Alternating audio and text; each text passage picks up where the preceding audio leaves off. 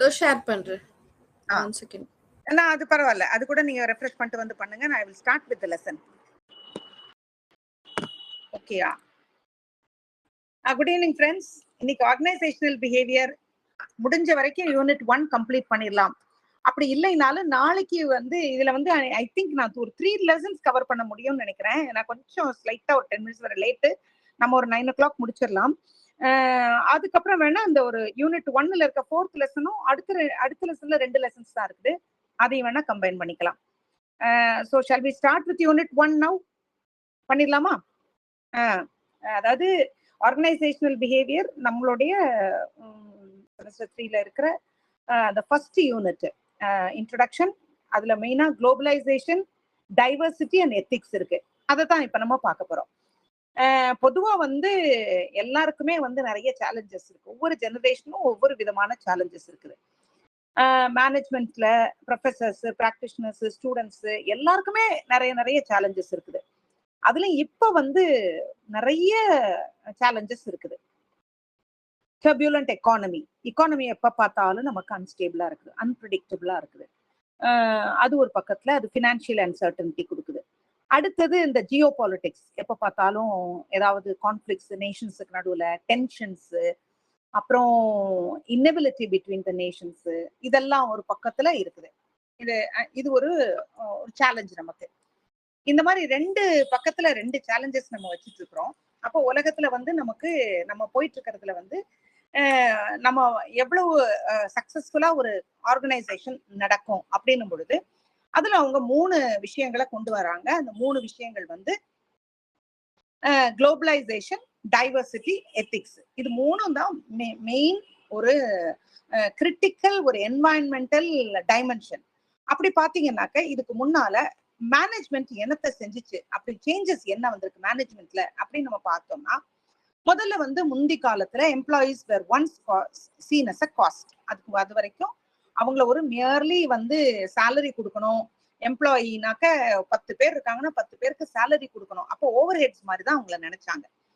அதுக்கப்புறம் ஸ்லோலி அது வந்து என்ன ஆச்சுன்னு சொன்னாக்க அது ஹியூமன் ரிசோர்சஸ் அப்படின்னு சொல்ல ஆரம்பிச்சாங்க. அவங்க வந்து அவங்கதான் நமக்கு வந்து நம்முடைய லாபத்துக்கு இன்ஸ்ட்ருமெண்டலா இருக்கிறாங்க அப்படின்னு. அப்போ ஹெச்ஆர் சிஸ்டம் அப்படின்லாம் அப்பதான் வந்துச்சு. இப்போ ஹியூமன் கேபிட்டல் நினைக்கிறாங்க.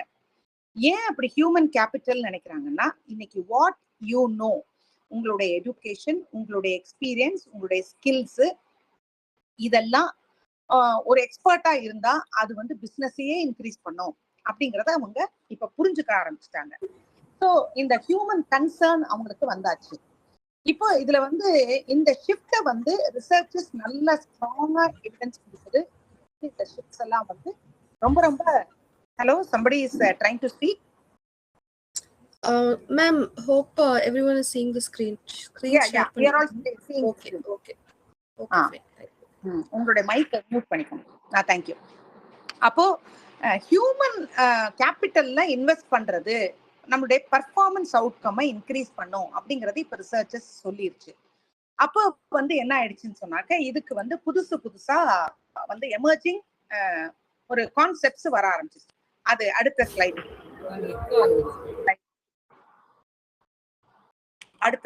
Emerging capital concepts. தேங்க்யூ. அதுல வந்து என்ன நினைக்கிறேன், social capital, who you know அப்படிங்கிறது. அதாவது உங்களுக்கு யாரெல்லாம் தெரியும், உங்க நெட்வொர்க் என்ன, உங்க கனெக்ஷன் என்ன, உங்க ரிலேஷன்ஷிப் என்ன. இது எதனாலனாக்க ஆர்கனைசேஷனல் பெனிஃபிட்க்கு எப்படி உதவியா இருக்கும்னா மார்க்கெட்டிங், அப்புறம் வந்து நீங்க இன்னும் யாராவது பிடிச்சீங்கன்னா இன்னும் கொஞ்சம் ஏதாவது ஃபேவரபிளா கொண்டு வருவீங்க அப்படிங்கிறதுனால இது ஒரு சோஷியல் கேபிட்டலா நினைக்கிறாங்க. 2வது பாசிட்டிவ் சைக்கலாஜிக்கல் கேபிட்டல், சைகேப்னு சொல்றாங்க. அது என்னன்னா, நீங்க உங்களை பத்தி என்ன நினைச்சிருக்கிறீங்க, உங்களுடைய கான்பிடன்ஸ் லெவல் எவ்வளவு, உங்களுடைய நம்பிக்கை என்ன, உங்களுடைய ஆப்டிமிஸ்டிக் ஐடியாஸ் என்ன, விழுந்தாலும் எழுந்திருக்கக்கூடிய உங்க ரெசிலியன்ஸ் பவர் என்ன, அதெல்லாம் விட who you can becomeங்கிறது இப்போ இன்னும் புதுசா வந்துருச்சு. அதத்தான் சைகேப், who you can become. One is possible authentic self. Once possible authentic self. இது ஒரு கிரவுண்ட் பிரேக்கிங் கான்செப்ட். ஏன்னா இதைத்தான் வந்து பாசிட்டிவ் ஆர்கனைசேஷனல் பிஹேவியர்னே ஒரு புத்தகமே போட்டாங்க.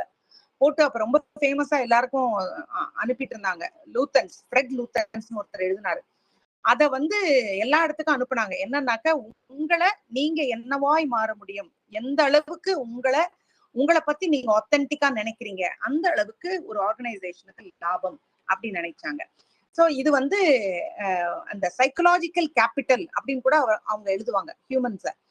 அப்போ இதெல்லாம் வந்து என்ன ஆயிடுச்சுன்னு சொன்னாக்க இந்த அப்சர்வேஷன்ஸ் எல்லாம் அந்த கேர்த் ஹாஃப்ஸ்டெடார், அது அவர் கேர்த்துன்னு, அதாவது அவர் வந்து கீர்த்துன்னு இருக்கும் நம்ம புக்ல, GEERTன்னு ஒரு ஜெர்மன் நேம்.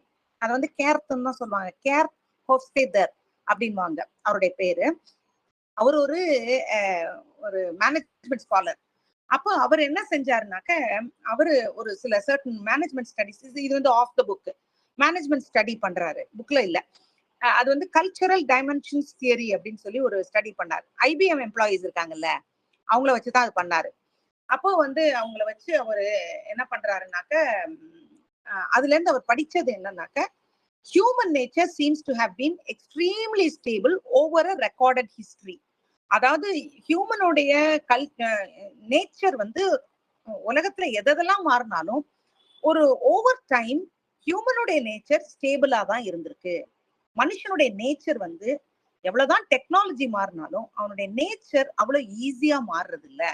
சோ ஆர்கனைசேஷனுடைய சென்டர் இப்ப மனுஷங்க அப்படின்னு நினைக்கும் பொழுது, ஹியூமன் கேபிட்டல் அப்படின்னு நினைக்கும் போது அவங்களுடைய நேச்சரை நம்ம ஸ்டடி பண்ணிக்கிட்டோம்னா இன்னும் எப்படி அவங்கள வச்சு நம்ம கேபிட்டலைஸ் பண்ணிக்கலாம் அப்படிங்கிறது தான் இன்னைக்கு ஆர்கனைசேஷனல் பிஹேவியருக்கு ஒரு பெரிய ஸ்ட்ரென்த்தா இருக்குது.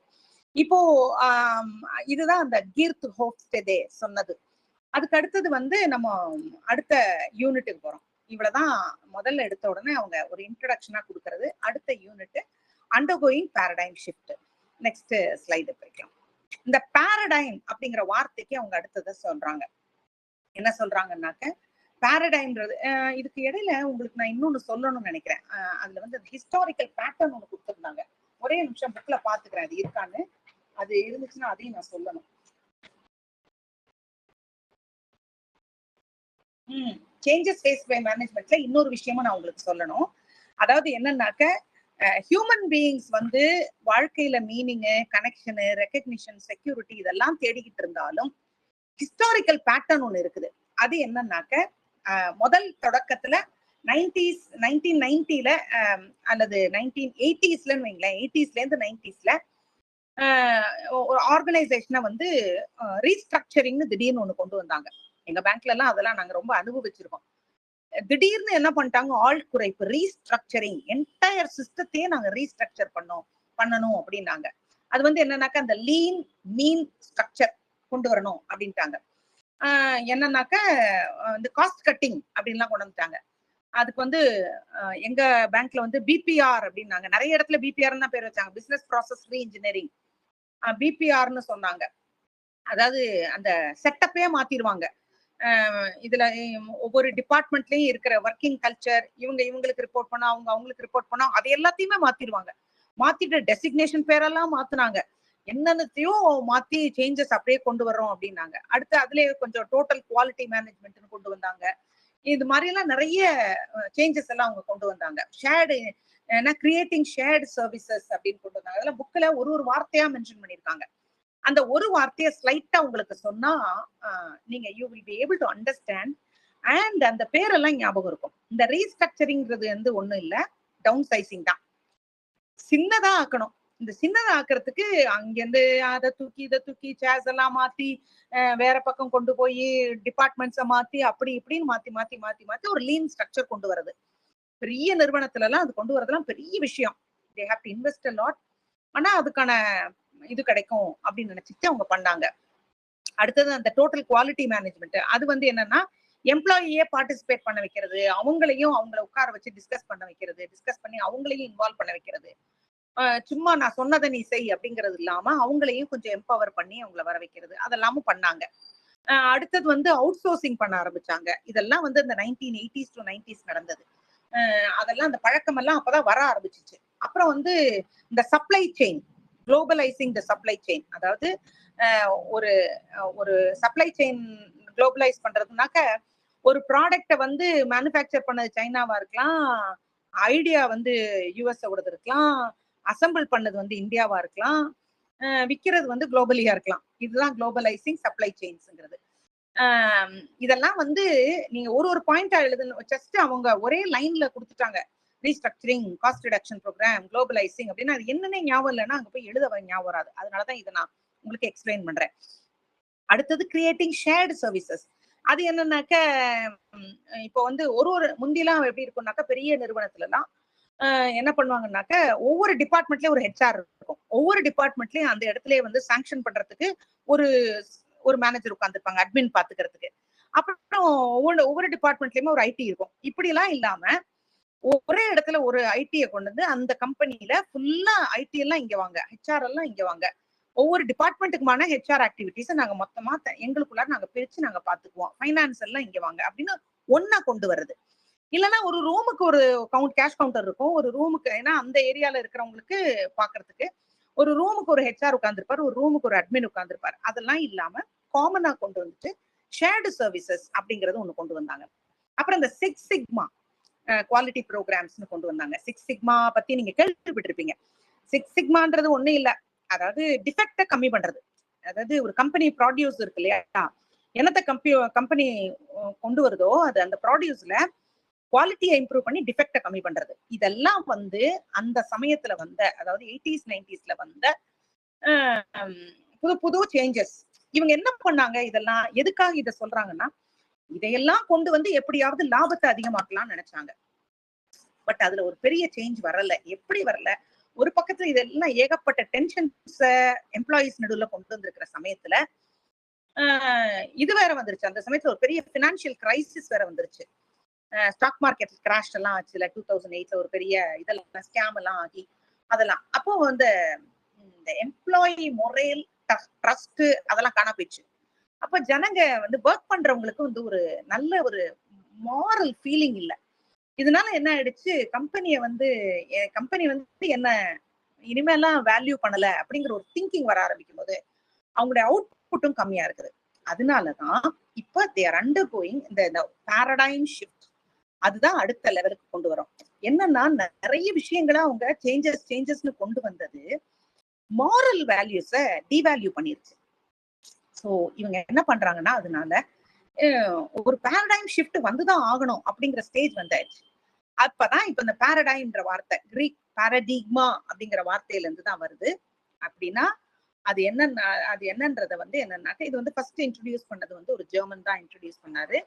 அப்படின்னு அதுனா பாரடிக்மானா மாடல் அல்லது பேட்டர்ன் அல்லது example.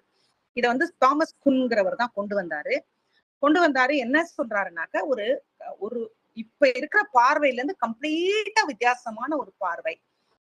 The impact of globalisation இன்னைக்கு இருக்குது, டைவர்சிட்டி பத்தி, எத்திக்ஸ் பத்தி இதெல்லாம் திங்க் பண்ண வச்சாரு. அப்போ இவ்வளவுத்தையும் திங்க் பண்ண ஆரம்பிச்சா ஒரு இதோடைய பிளெண்ட் ஒண்ணு இருந்துச்சுன்னா அது வந்து ஒரு ஆர்கனைசேஷனை இன்னும் பெருசா கொண்டு வரும்.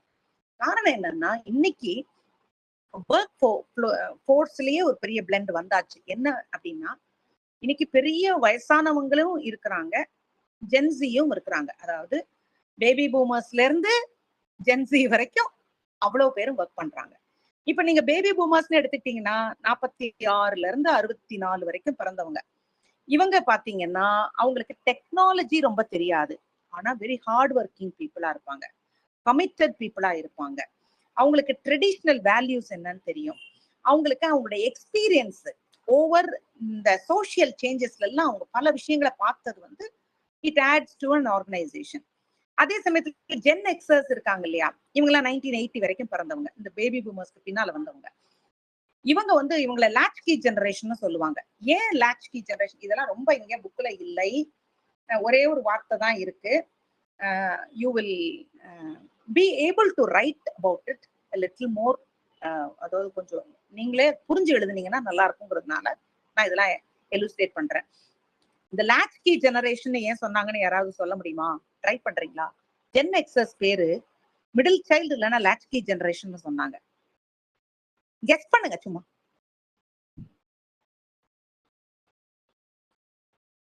நம்மளுடைய ஜெனரேஷன்ஸ் பத்தி தான் நம்ம பேசிட்டு இருக்கோம், அதனால சும்மா கெஸ் பண்ணலாம். சும்மா அடிச்சு விடுங்களேன் ஏதாவது. நோ சரி நானே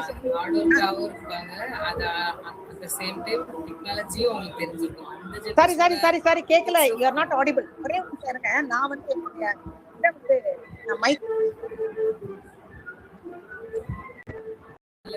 அவங்க வந்து நீங்க சொன்ன பேபி பூமர்ஸ் மாதிரி அவங்க எத்திக்ஸ் ஃபாலோ பண்றவங்களா ட்ரெடிஷனல் ஃபாலோ பண்றவங்களாவும் இருப்பாங்க. அட் த சேம் டைம் இப்போ உள்ள ஜென்ரேஷன் உள்ள டெக்னாலஜிஸும் தெரிஞ்சிருக்கிறாங்க. அதாவது இன்பிட்வீன் மாதிரி இருக்கிறாங்க.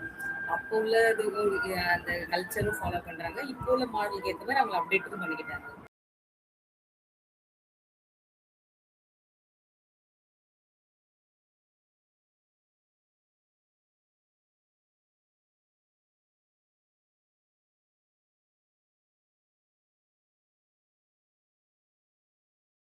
Hello, Chitra ma'am. Are you there? Sorry latchkey generation என்னன்னா it has nothing to do with ethics. Latchkey generation என்னன்னா இவங்க அப்பா அம்மா வந்து 2 பேரும் வேலைக்கு போயிருப்பாங்க. வீட்டுல சாவியை கொடுத்துருப்பாங்க. வீட்டுல அந்த குழந்தை போய் உட்காந்து தனியா அப்பா அம்மா வர்ற வரைக்கும் வேடிக்கை பார்த்துட்டு இருக்கும், டிவி பார்த்துட்டு இருக்கும். இல்லைனாக்கா தானா தன்னை பார்த்துக்கும். அது பேர் தான் லாட்ச்கி ஜெனரேஷன். இது ஜென் எக்ஸுக்கெல்லாம் பேரு. ஏன்னா 1980 வரைக்கும் பிறந்தவங்க எல்லாரையும் அப்படிதான் லாட்ச்கி ஜெனரேஷன் சொல்றாங்க. இவங்களுக்கு எதனால இவங்களை லாட்ச்கி ஜெனரேஷன் தனியா கொண்டு வந்துட்டாங்கன்னா இவங்களுக்கு செல்ஃப் சஃபிஷியன்சி, தன்னை பார்த்துக்க தெரியும். அத்தாரிட்டிக்கு மேல கொஞ்சம் இவங்களுக்கு கோவம் வரும், ஸ்கெப்டிசிசம் இருக்கும் இவங்களுக்கு. ஆனா ஒர்க் லைஃப் பேலன்ஸ் இருக்கும். ஏன்னா அப்பா அம்மா அந்த மாதிரி வேலையை பார்த்துட்டு வேலைன்னு உட்காந்துட்டு என்னைய பார்க்கல அப்படிங்கிற ஒரு ஃபீலிங் அவங்களுக்கு வர்றதுனால அவங்களுக்கு அந்த ஒரு ஒர்க் லைஃப் பேலன்ஸ் மேல ஒரு ஸ்ட்ராங் பிலீஃப் இருக்கும். அதாவது ஒர்க் லைஃப் பேலன்ஸ் வீட்டுக்கு வந்துடணும் அப்படிங்கிற ஃபீலிங் எல்லாம் இருந்திருக்கு. அப்புறம் வந்து டெக்னாலஜிக்கலி அவங்க வந்து நிறைய டெக்னாலஜி க்ரோ ஆயிட்டு இருந்த சமயத்துல பிறந்த குழந்தைங்கிறதுனால அவங்களுக்கு பேபி பூமர்ஸை விட பெட்டர் டெக்னாலஜி இருந்தது. அப்புறம் வந்து இதெல்லாம் தான் அவங்களுக்கு ஜென் எக்ஸஸ்க்கு லாட்ச்கி ஜெனரேஷன் பேர் வரதுக்கு காரணமா இருந்துச்சு. அப்புறம் ஜென் ஆல்பா வந்துச்சு, மிலேனியல்ஸ் வந்துச்சு, ஜென் ஆல்பா வந்துச்சு. மிலேனியல்ஸை பத்தி சொல்லும் பொழுது தே ஆர் ஐடியலிஸ்டிக். அவங்க வந்து socially conscious. They seek meaning. எல்லாத்துலயும் ஒரு மீனிங்கை தேடுறாங்க. இவங்க தான் 1981 to 96 இருக்கிறவங்க. இம்மீடியட் ஃபீட்பேக், ஒர்க் பிளேஸ்ல இம்மீடியட் ஃபீட்பேக்கை டிமாண்ட் பண்ண ஆரம்பிச்சது மில்லேனியல்ஸ்ங்கிறாங்க. இதெல்லாம் ஆஃப் த புக் நான் பேசுறேன். நீங்க வந்து ஜஸ்ட் நம்ம ஃபார் அவர் நாலேஜ் சேக்கு இவங்க தான் டிமாண்ட் பண்ணலாம் ஆரம்பிக்கிறாங்க. எங்களுக்கு வந்து மீனிங் இருக்கணும், நான் வேலை பார்க்கறதுல எனக்கு வந்து ஃபீட்பேக் இம்மிடியட்டா கொடுக்கணும், எனக்கு இப்பவே என்னுடைய ஃபீட்பேக் என்னை பத்தி தெரியணும் அப்படிங்கறதெல்லாம் இவங்களுடைய ஜெனரேஷன். மற்றவங்க எல்லாம் இன்னும் ஒர்க்கிங் கல்ச்சருக்குள்ள வரலன்னு வைங்களேன். நம்மளுடைய Gen Alpha, Gen Z, Gen Alpha, Gen பீட்டாலாம் இதெல்லாம் விட்டுருங்க. இப்ப வந்து நான் எதுக்கு இதெல்லாம் சொல்ல வரேன்னாக்க இந்த மனுஷனுடைய trend over period of time slowly change ஆகிட்டு வருது. ஆனா இப்ப வந்து ஒர்க் கல்ச்சர்ல ஒரு பாரடைம் ஷிஃப்ட் வந்தாச்சு. மேனேஜிங் திங்ஸ்ல இருந்து மேனேஜிங் மைண்ட்ஸுக்கு மாறிட்டாங்க அப்படிங்கிறத நம்ம புரிஞ்சுக்கணும். இப்ப organisations are undergoing paradigm shift நம்ம சொல்லிட்டோம். அது எந்த டைமென்ஷன்ஸ்ல அப்படின்னு பாத்தீங்கன்னாக்க 3 முக்கியமான டைமென்ஷன்ஸ்ல பாரடைம் ஷிஃப்ட் வருது. என்ன 3 முக்கியமான டைமென்ஷன்ஸ் அப்படின்னீங்கன்னாக்க,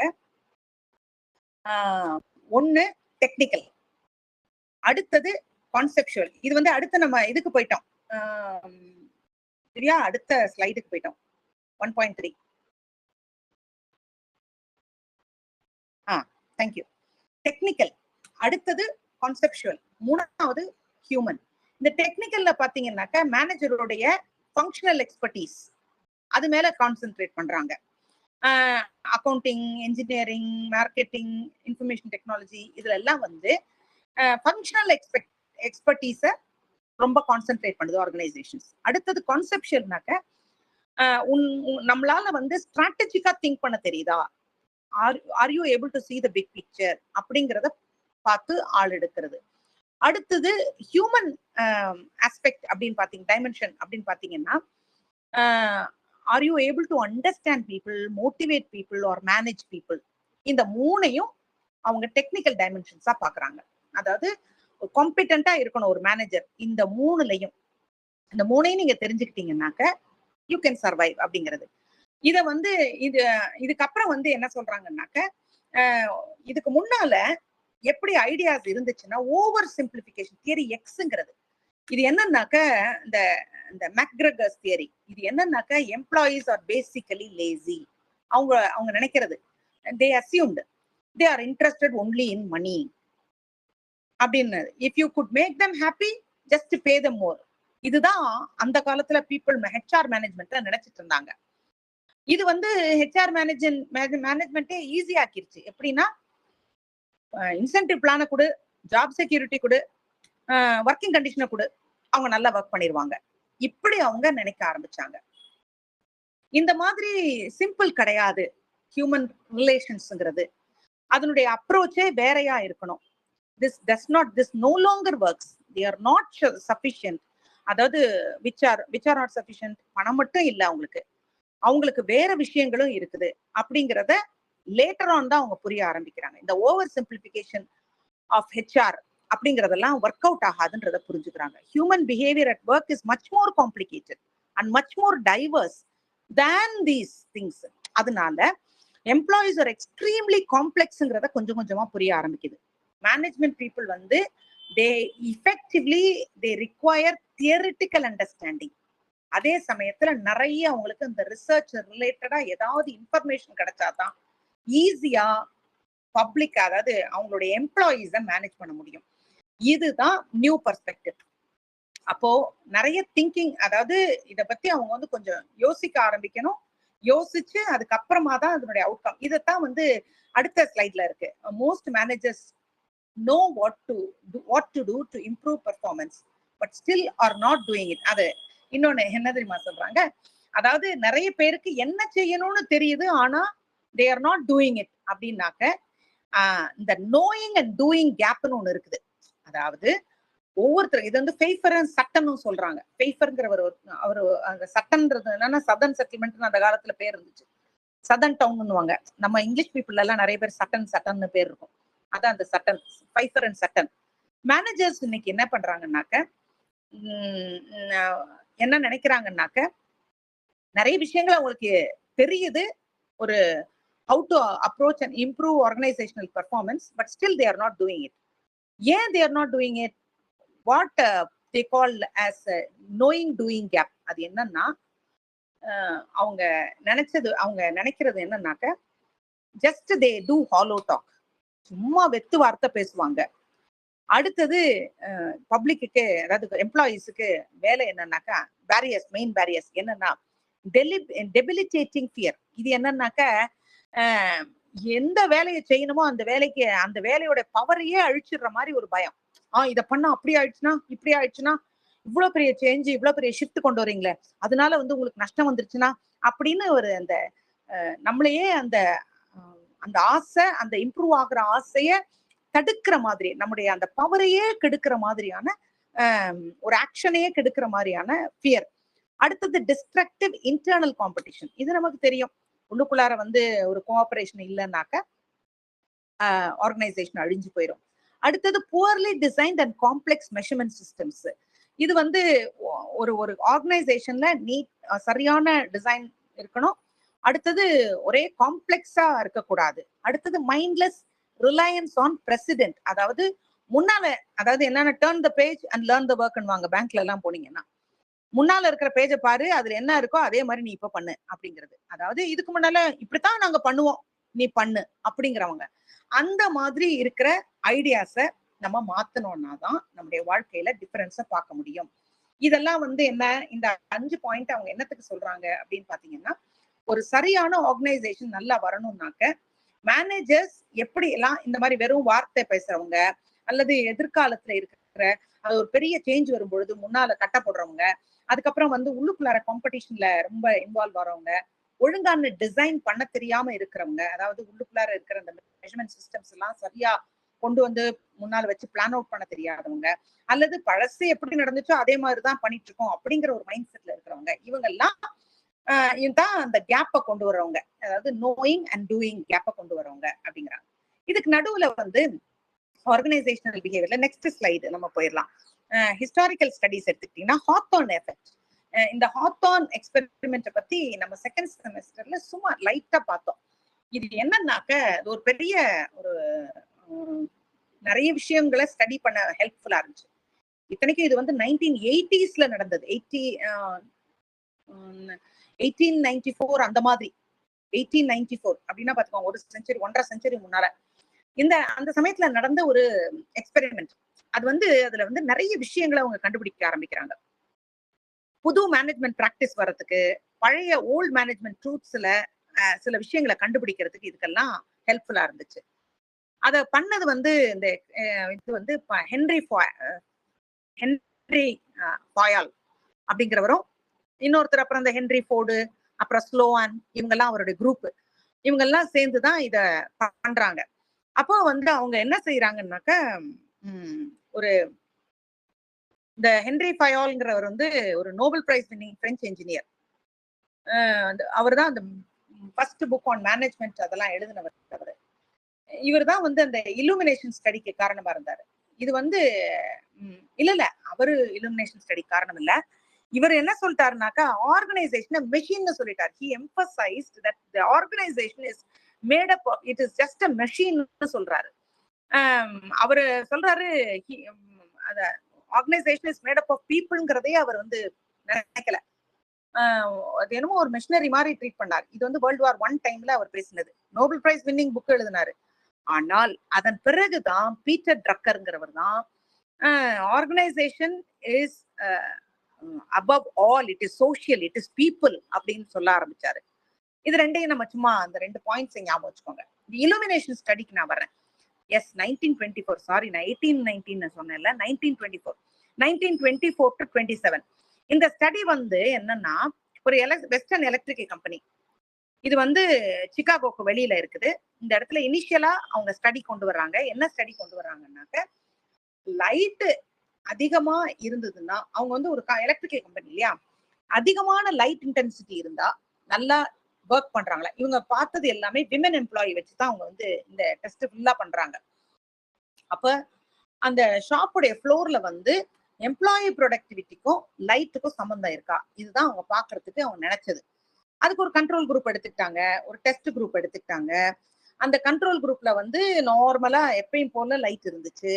டெஸ்ட் குரூப்ல வந்து கண்டிஷன்ஸை வேரி பண்றாங்க, மாத்தி மாத்தி சேஞ்ச் பண்றாங்க. சேஞ்ச் பண்ணி இன்க்ரீஸ் இருக்கா அவுட்புட்லன்னு பாக்குறாங்க. பார்த்தா எந்த சேஞ்சும் இல்லை. அவங்க என்ன பண்றாங்க, கொஞ்சம் கொஞ்சமா லைட்டை டிம் பண்ணியும் பாக்குறாங்க, அதிகம் பண்ணியும் பாக்குறாங்க. பார்த்தா அவங்களுடைய இம்ப்ரூவ் சொல்ல போனா மூன் லைட் இன்டென்சிட்டி, வெறும் நிலா வெளிச்சத்துல ஒர்க் பண்றவங்க கூட அந்த சமயத்துல கூட ப்ரொடக்டிவிட்டி இன்க்ரீஸ் ஆகுது. இதுதான் அவங்களால ரொம்ப பர்ப்ளெக்சிங் ஆயிடுச்சு, ரொம்ப அவங்கள டிஸ்டர்ப் பண்ணிடுச்சு. இது என்ன அது, அப்போ என்ன இவங்களுக்கு சம்திங், ஒரு மிஸ்ட்ரி வேரியபிள் அவங்க அதுக்கு பேர் வைக்கிறாங்க. What is the mystery variable that is making them work? அவங்க ப்ரொடக்டிவிட்டியை இன்க்ரீஸ் பண்றதுக்கு வாட் இஸ் தட்? இல்லுமினேஷன் இல்ல, ஒரு லைட்டு தான் நாம் நினைச்சோம், அவங்க சரௌண்டிங் அது இல்ல. அப்போ வந்து அது என்ன கண்டுபிடிக்கலாம் அப்படின்னும் பொழுதுதான் ஒரு அடுத்த ஸ்டேஜ் அவங்க வந்து ரொம்ப தற்செயலா கண்டுபிடிச்ச விஷயம். எப்படி நம்ம இந்த இதெல்லாம் பாக்குறோம் இல்ல, அலெக்சாண்டர் பிளெமிங் வந்து திடீர்னு பென்சிலினை கண்டுபிடிச்சாரு எப்படி அப்படின்ற மாதிரிதான் இதுவும் அப்படிதான். இப்ப ரிலே அடுத்தது என்ன பண்றாங்க, இது அவங்க புரியலன்னு உடனே ரிலே அசம்பிளி டெஸ்ட் வைக்கிறாங்க. அதாவது ஒரு அந்த இது அவங்களுடைய ரிலே ஸ்விட்சஸ் இருக்கும். அதாவது டெலிபோன்ல வந்து ஒரு 35 கம்போனன்ட் இருக்கும், 35-40 கம்போனன்ட் இருக்கும். அது எல்லாத்தையும் அசம்பிள் பண்றது பேர் தான் ரிலே அசம்பிளி ரூம். அந்த ஸ்விட்ச், ரிலே ஸ்விட்சை அசம்பிள் பண்ணுவாங்க. அது பொதுவா எப்படி நடக்கும்னாக்கா, 6 ஃபீமேல் ஒர்க்கர்ஸ் சேர்ந்தாங்கன்னாக்க ஒரு அவருக்கு 50 செய்ய முடியும் அப்படிங்கறதான் அவங்களுடைய கணக்கு. அன்னைக்கு 6 லேடிஸ் சேர்ந்து 1 ஹவர்ல 50 ஸ்விட்சஸ் ரிலே ஸ்விட்சஸை அசம்பிள் பண்ண முடியும். ஸோ இப்போ அவங்கள உட்கார வச்சு இப்போ எக்ஸாமின் பண்றாங்க.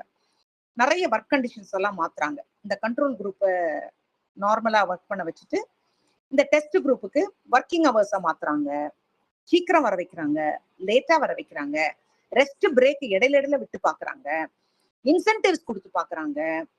எல்லாத்துலயும் ப்ரொடக்டிவிட்டி இன்க்ரீஸ் தான் ஆயிட்டு இருக்கு. என்னென்ன அந்த நார்மல் குரூப்லயும் அதே மாதிரி இன்க்ரீஸ் ஆயிட்டு இருக்கு. அப்போ இவங்களுக்கு புரியல இது என்னது, இது கண்ட்ரோல் குரூப்லயும் அதே இம்ப்ரூவ்மெண்ட் இருக்குது. அதே இம்ப்ரூவ்மெண்ட்டை பாத்தீங்கன்னாக்க நீங்க வந்து இந்த மாதிரி சேஞ்சஸ் பண்ணாங்கல்ல, அதுலயும் இருக்கிறாங்க. ஒவ்வொரு டெஸ்ட் பீரியட்லயும் ஹையர் ப்ரொடக்டிவிட்டி வேற இருக்குது. போன தடவையை விட ஹையர் ப்ரொடக்டிவிட்டி. என்ன யாதுன்னு அவங்களுக்கு ஒண்ணுமே புரியல. இது எங்க இருந்து, இது what is the mysterious factor அப்படிங்கறத அவங்களுக்கு கண்டுபிடிக்க முடியல. அடுத்து மாஸ் இன்டர்வியூவிங் ப்ரோக்ராம் ஒண்ணு வைக்கிறாங்க. அவங்களுக்கு நிறைய கொஸ்டினர் எல்லாம் கொடுத்து அவங்களுடைய ஆட்டிடியூடு, ஃபீலிங், கிரீவன்சஸ் எல்லாத்தையும் கேட்கறாங்க. கேட்டு அதுல இருந்து ஏதாவது கண்டுபிடிக்க முடியுமான்னு பாக்குறாங்க. 4வதா பேங்க் வயரிங் அப்சர்வேஷன் ரூம். இதுதான் ரிவீல் பண்ணுச்சு அவங்களுக்கு விஷயத்த. இதுல இருந்துதான் அவங்க வந்து என்னன்னு கண்டுபிடிக்க ஆரம்பிக்கிறாங்க. என்னன்னா அவங்கள வந்து ஒர்க்கர்ஸ் எல்லாத்தையும் ஒரு செப்பரேட் ரூம்ல வைக்கிறாங்க. ஒரு ரிசர்ச்சர், ஒரு இன்டர்வியூவர் ஒவ்வொருத்தருக்கும் அப்சர்வ் பண்றதுக்கு வைக்கிறாங்க. அப்ப சூப்பர்வைசர் அங்க ஒருத்தர் வச்சிருக்காங்க. அவருக்கு வந்து அவருடைய ரோல் வந்து to maintain order and control. இதுல அவங்க பார்க்கும் பொழுது இவங்க அங்கேயும் இன்க்ரீஸ் ஆகுது ப்ரொடக்டிவிட்டி. என்ன கண்டுபிடிக்கிறாங்கன்னாக்க, யாராவது அதாவது இப்ப தெரிஞ்சவங்க சொல்ல வேண்டாம், கெஸ் பண்ண முடியுதா என்னவா இருக்கும்னு? தெரியாதவங்க கெஸ் பண்ணுங்க. ஏன்னா இது வந்து ஜஸ்ட் நம்மளும் கொஞ்சம் எக்ஸ்ப்ளோர் பண்ணி பார்க்கலாமேங்கிறதுக்கா. தெரிஞ்சவங்க, இது ஹாத்தன் ஸ்டடி பத்தி தெரிஞ்சவங்க ஆன்சர் பண்ண வேண்டாம், தெரியாதவங்க இது என்னவா இருக்கும்னு கெஸ் பண்ணுங்க.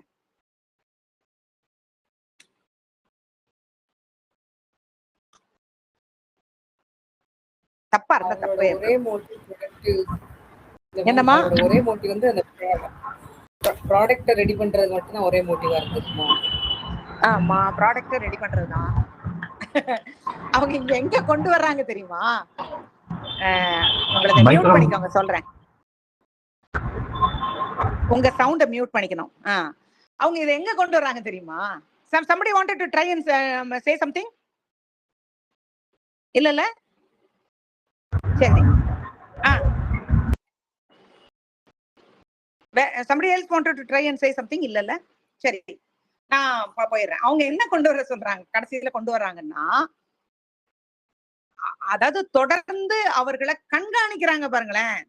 இப்போ இங்க அங்கேயுமா வந்து அவங்க வேலை பார்த்துக்கிட்டு இருக்கும் பொழுது இந்த கண்ட்ரோல் குரூப், அப்புறம் வந்து இந்த ஒர்க்கிங் குரூப் அப்படிலாம் கொண்டு வந்தாங்க. Relay room, bank wiring room, இதெல்லாம் கொண்டு வராங்கல்ல. இவங்களோட அவங்களுடைய ப்ரொடக்டிவிட்டியை பாக்குறதுக்காக ஆட்கள் கண்காணிப்பிலே இருந்தாங்க பாருங்க. அப்ப பாத்தீங்கன்னா ப்ரொடக்டிவிட்டி கண்ணா அப்படின்னு இன்க்ரீஸ் ஆகுது. அப்போ அதுலயும் பாத்தீங்கன்னா சின்ன குரூப், இந்த கடைசியா கொண்டு வர்ற இந்த எக்ஸ்பெரிமெண்ட்ல வந்து கடைசியா வந்து பேங்க் வயரிங் அப்சர்வேஷன் ரூம்ல குட்டி குரூப் ஆயிடுச்சு. அந்த குட்டி குரூப்ல தான் கண்டுபிடிக்க முடிஞ்சிச்சு அவங்களால. என்னன்னா the type of supervision, அது வந்து the novelty of the situation, இதெல்லாத்தையும் ஃபேக்டர்ஸா எழுதுறாங்க உடனே. ஒரு ஸ்மால் குரூப், அடுத்து type of supervision, earnings, novelty of the situation, interest, attention. இந்த கொஸ்டினர் வேற கொடுத்தாங்கல்ல, கொஸ்டினர்ல பாத்தீங்கன்னாக்கா நாவல்டி, இன்ட்ரெஸ்ட், அட்டென்ஷன்லாம் 4, 5, 6 பொசிஷன் போயிடுச்சு.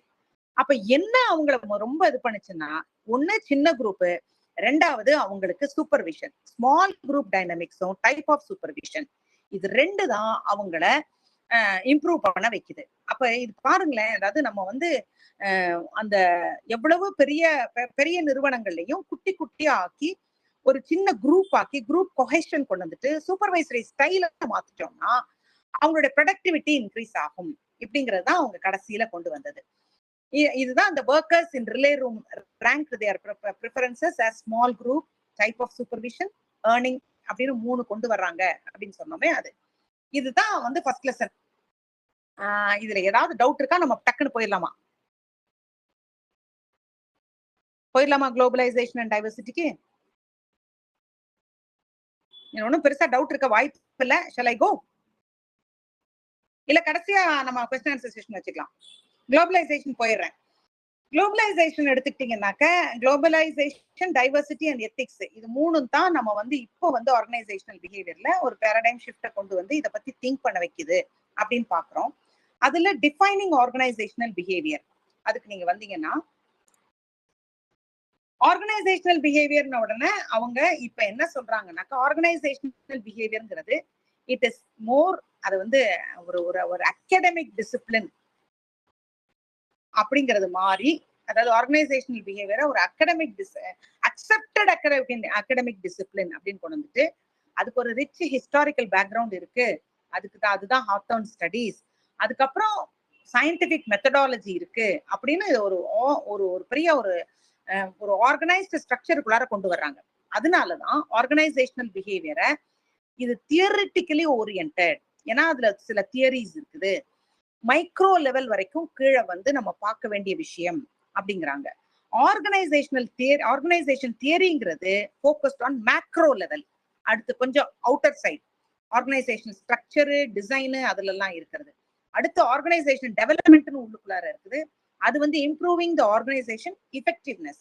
அதுல ஹெச்ஆர்எம், ஹியூமன் ரிசோர்சஸ் மேனேஜ்மெண்ட், இது எல்லாத்தையும் ஒன்னா கொண்டு வந்து அவங்க ஒரு அண்டர்ஸ்டாண்டிங், ஒரு ப்ரெடிக்ஷன், ஒரு மேனேஜ்மெண்ட் ஆஃப் ஹியூமன் பிஹேவியர் இதை கொண்டு வர்றது முயற்சி பண்றதுதான் இந்த ஆர்கனைசேஷனல் பிஹேவியர் ஸ்ட்ரக்சர்.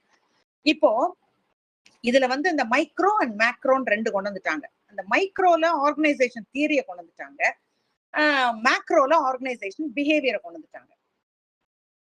ஆச்சா, அடுத்தது இது குளோபலைசேஷன் போயிடலாம். குளோபலைசேஷன் அடுத்த ஸ்லைடு 2.2 குளோபலைசேஷன். குளோபலைசேஷன் என்னன்னாக்க இது வந்து இதுக்கு ஒரு 3 ஃபேஸ் இருக்கு. அதாவது தாமஸ் ஃப்ரைட்மேன் சொல்றாரு, அவர் தான் சொல்றாரு உலகத்தை பார்டர் இல்லாத பிளாட் உலகம் அப்படின்னு சொல்லிட்டாரு அவரு. அப்போ இது வந்து அப்படி பாத்தீங்கன்னா அதுல 3 ஃபேஸஸ் கொண்டு வராங்க.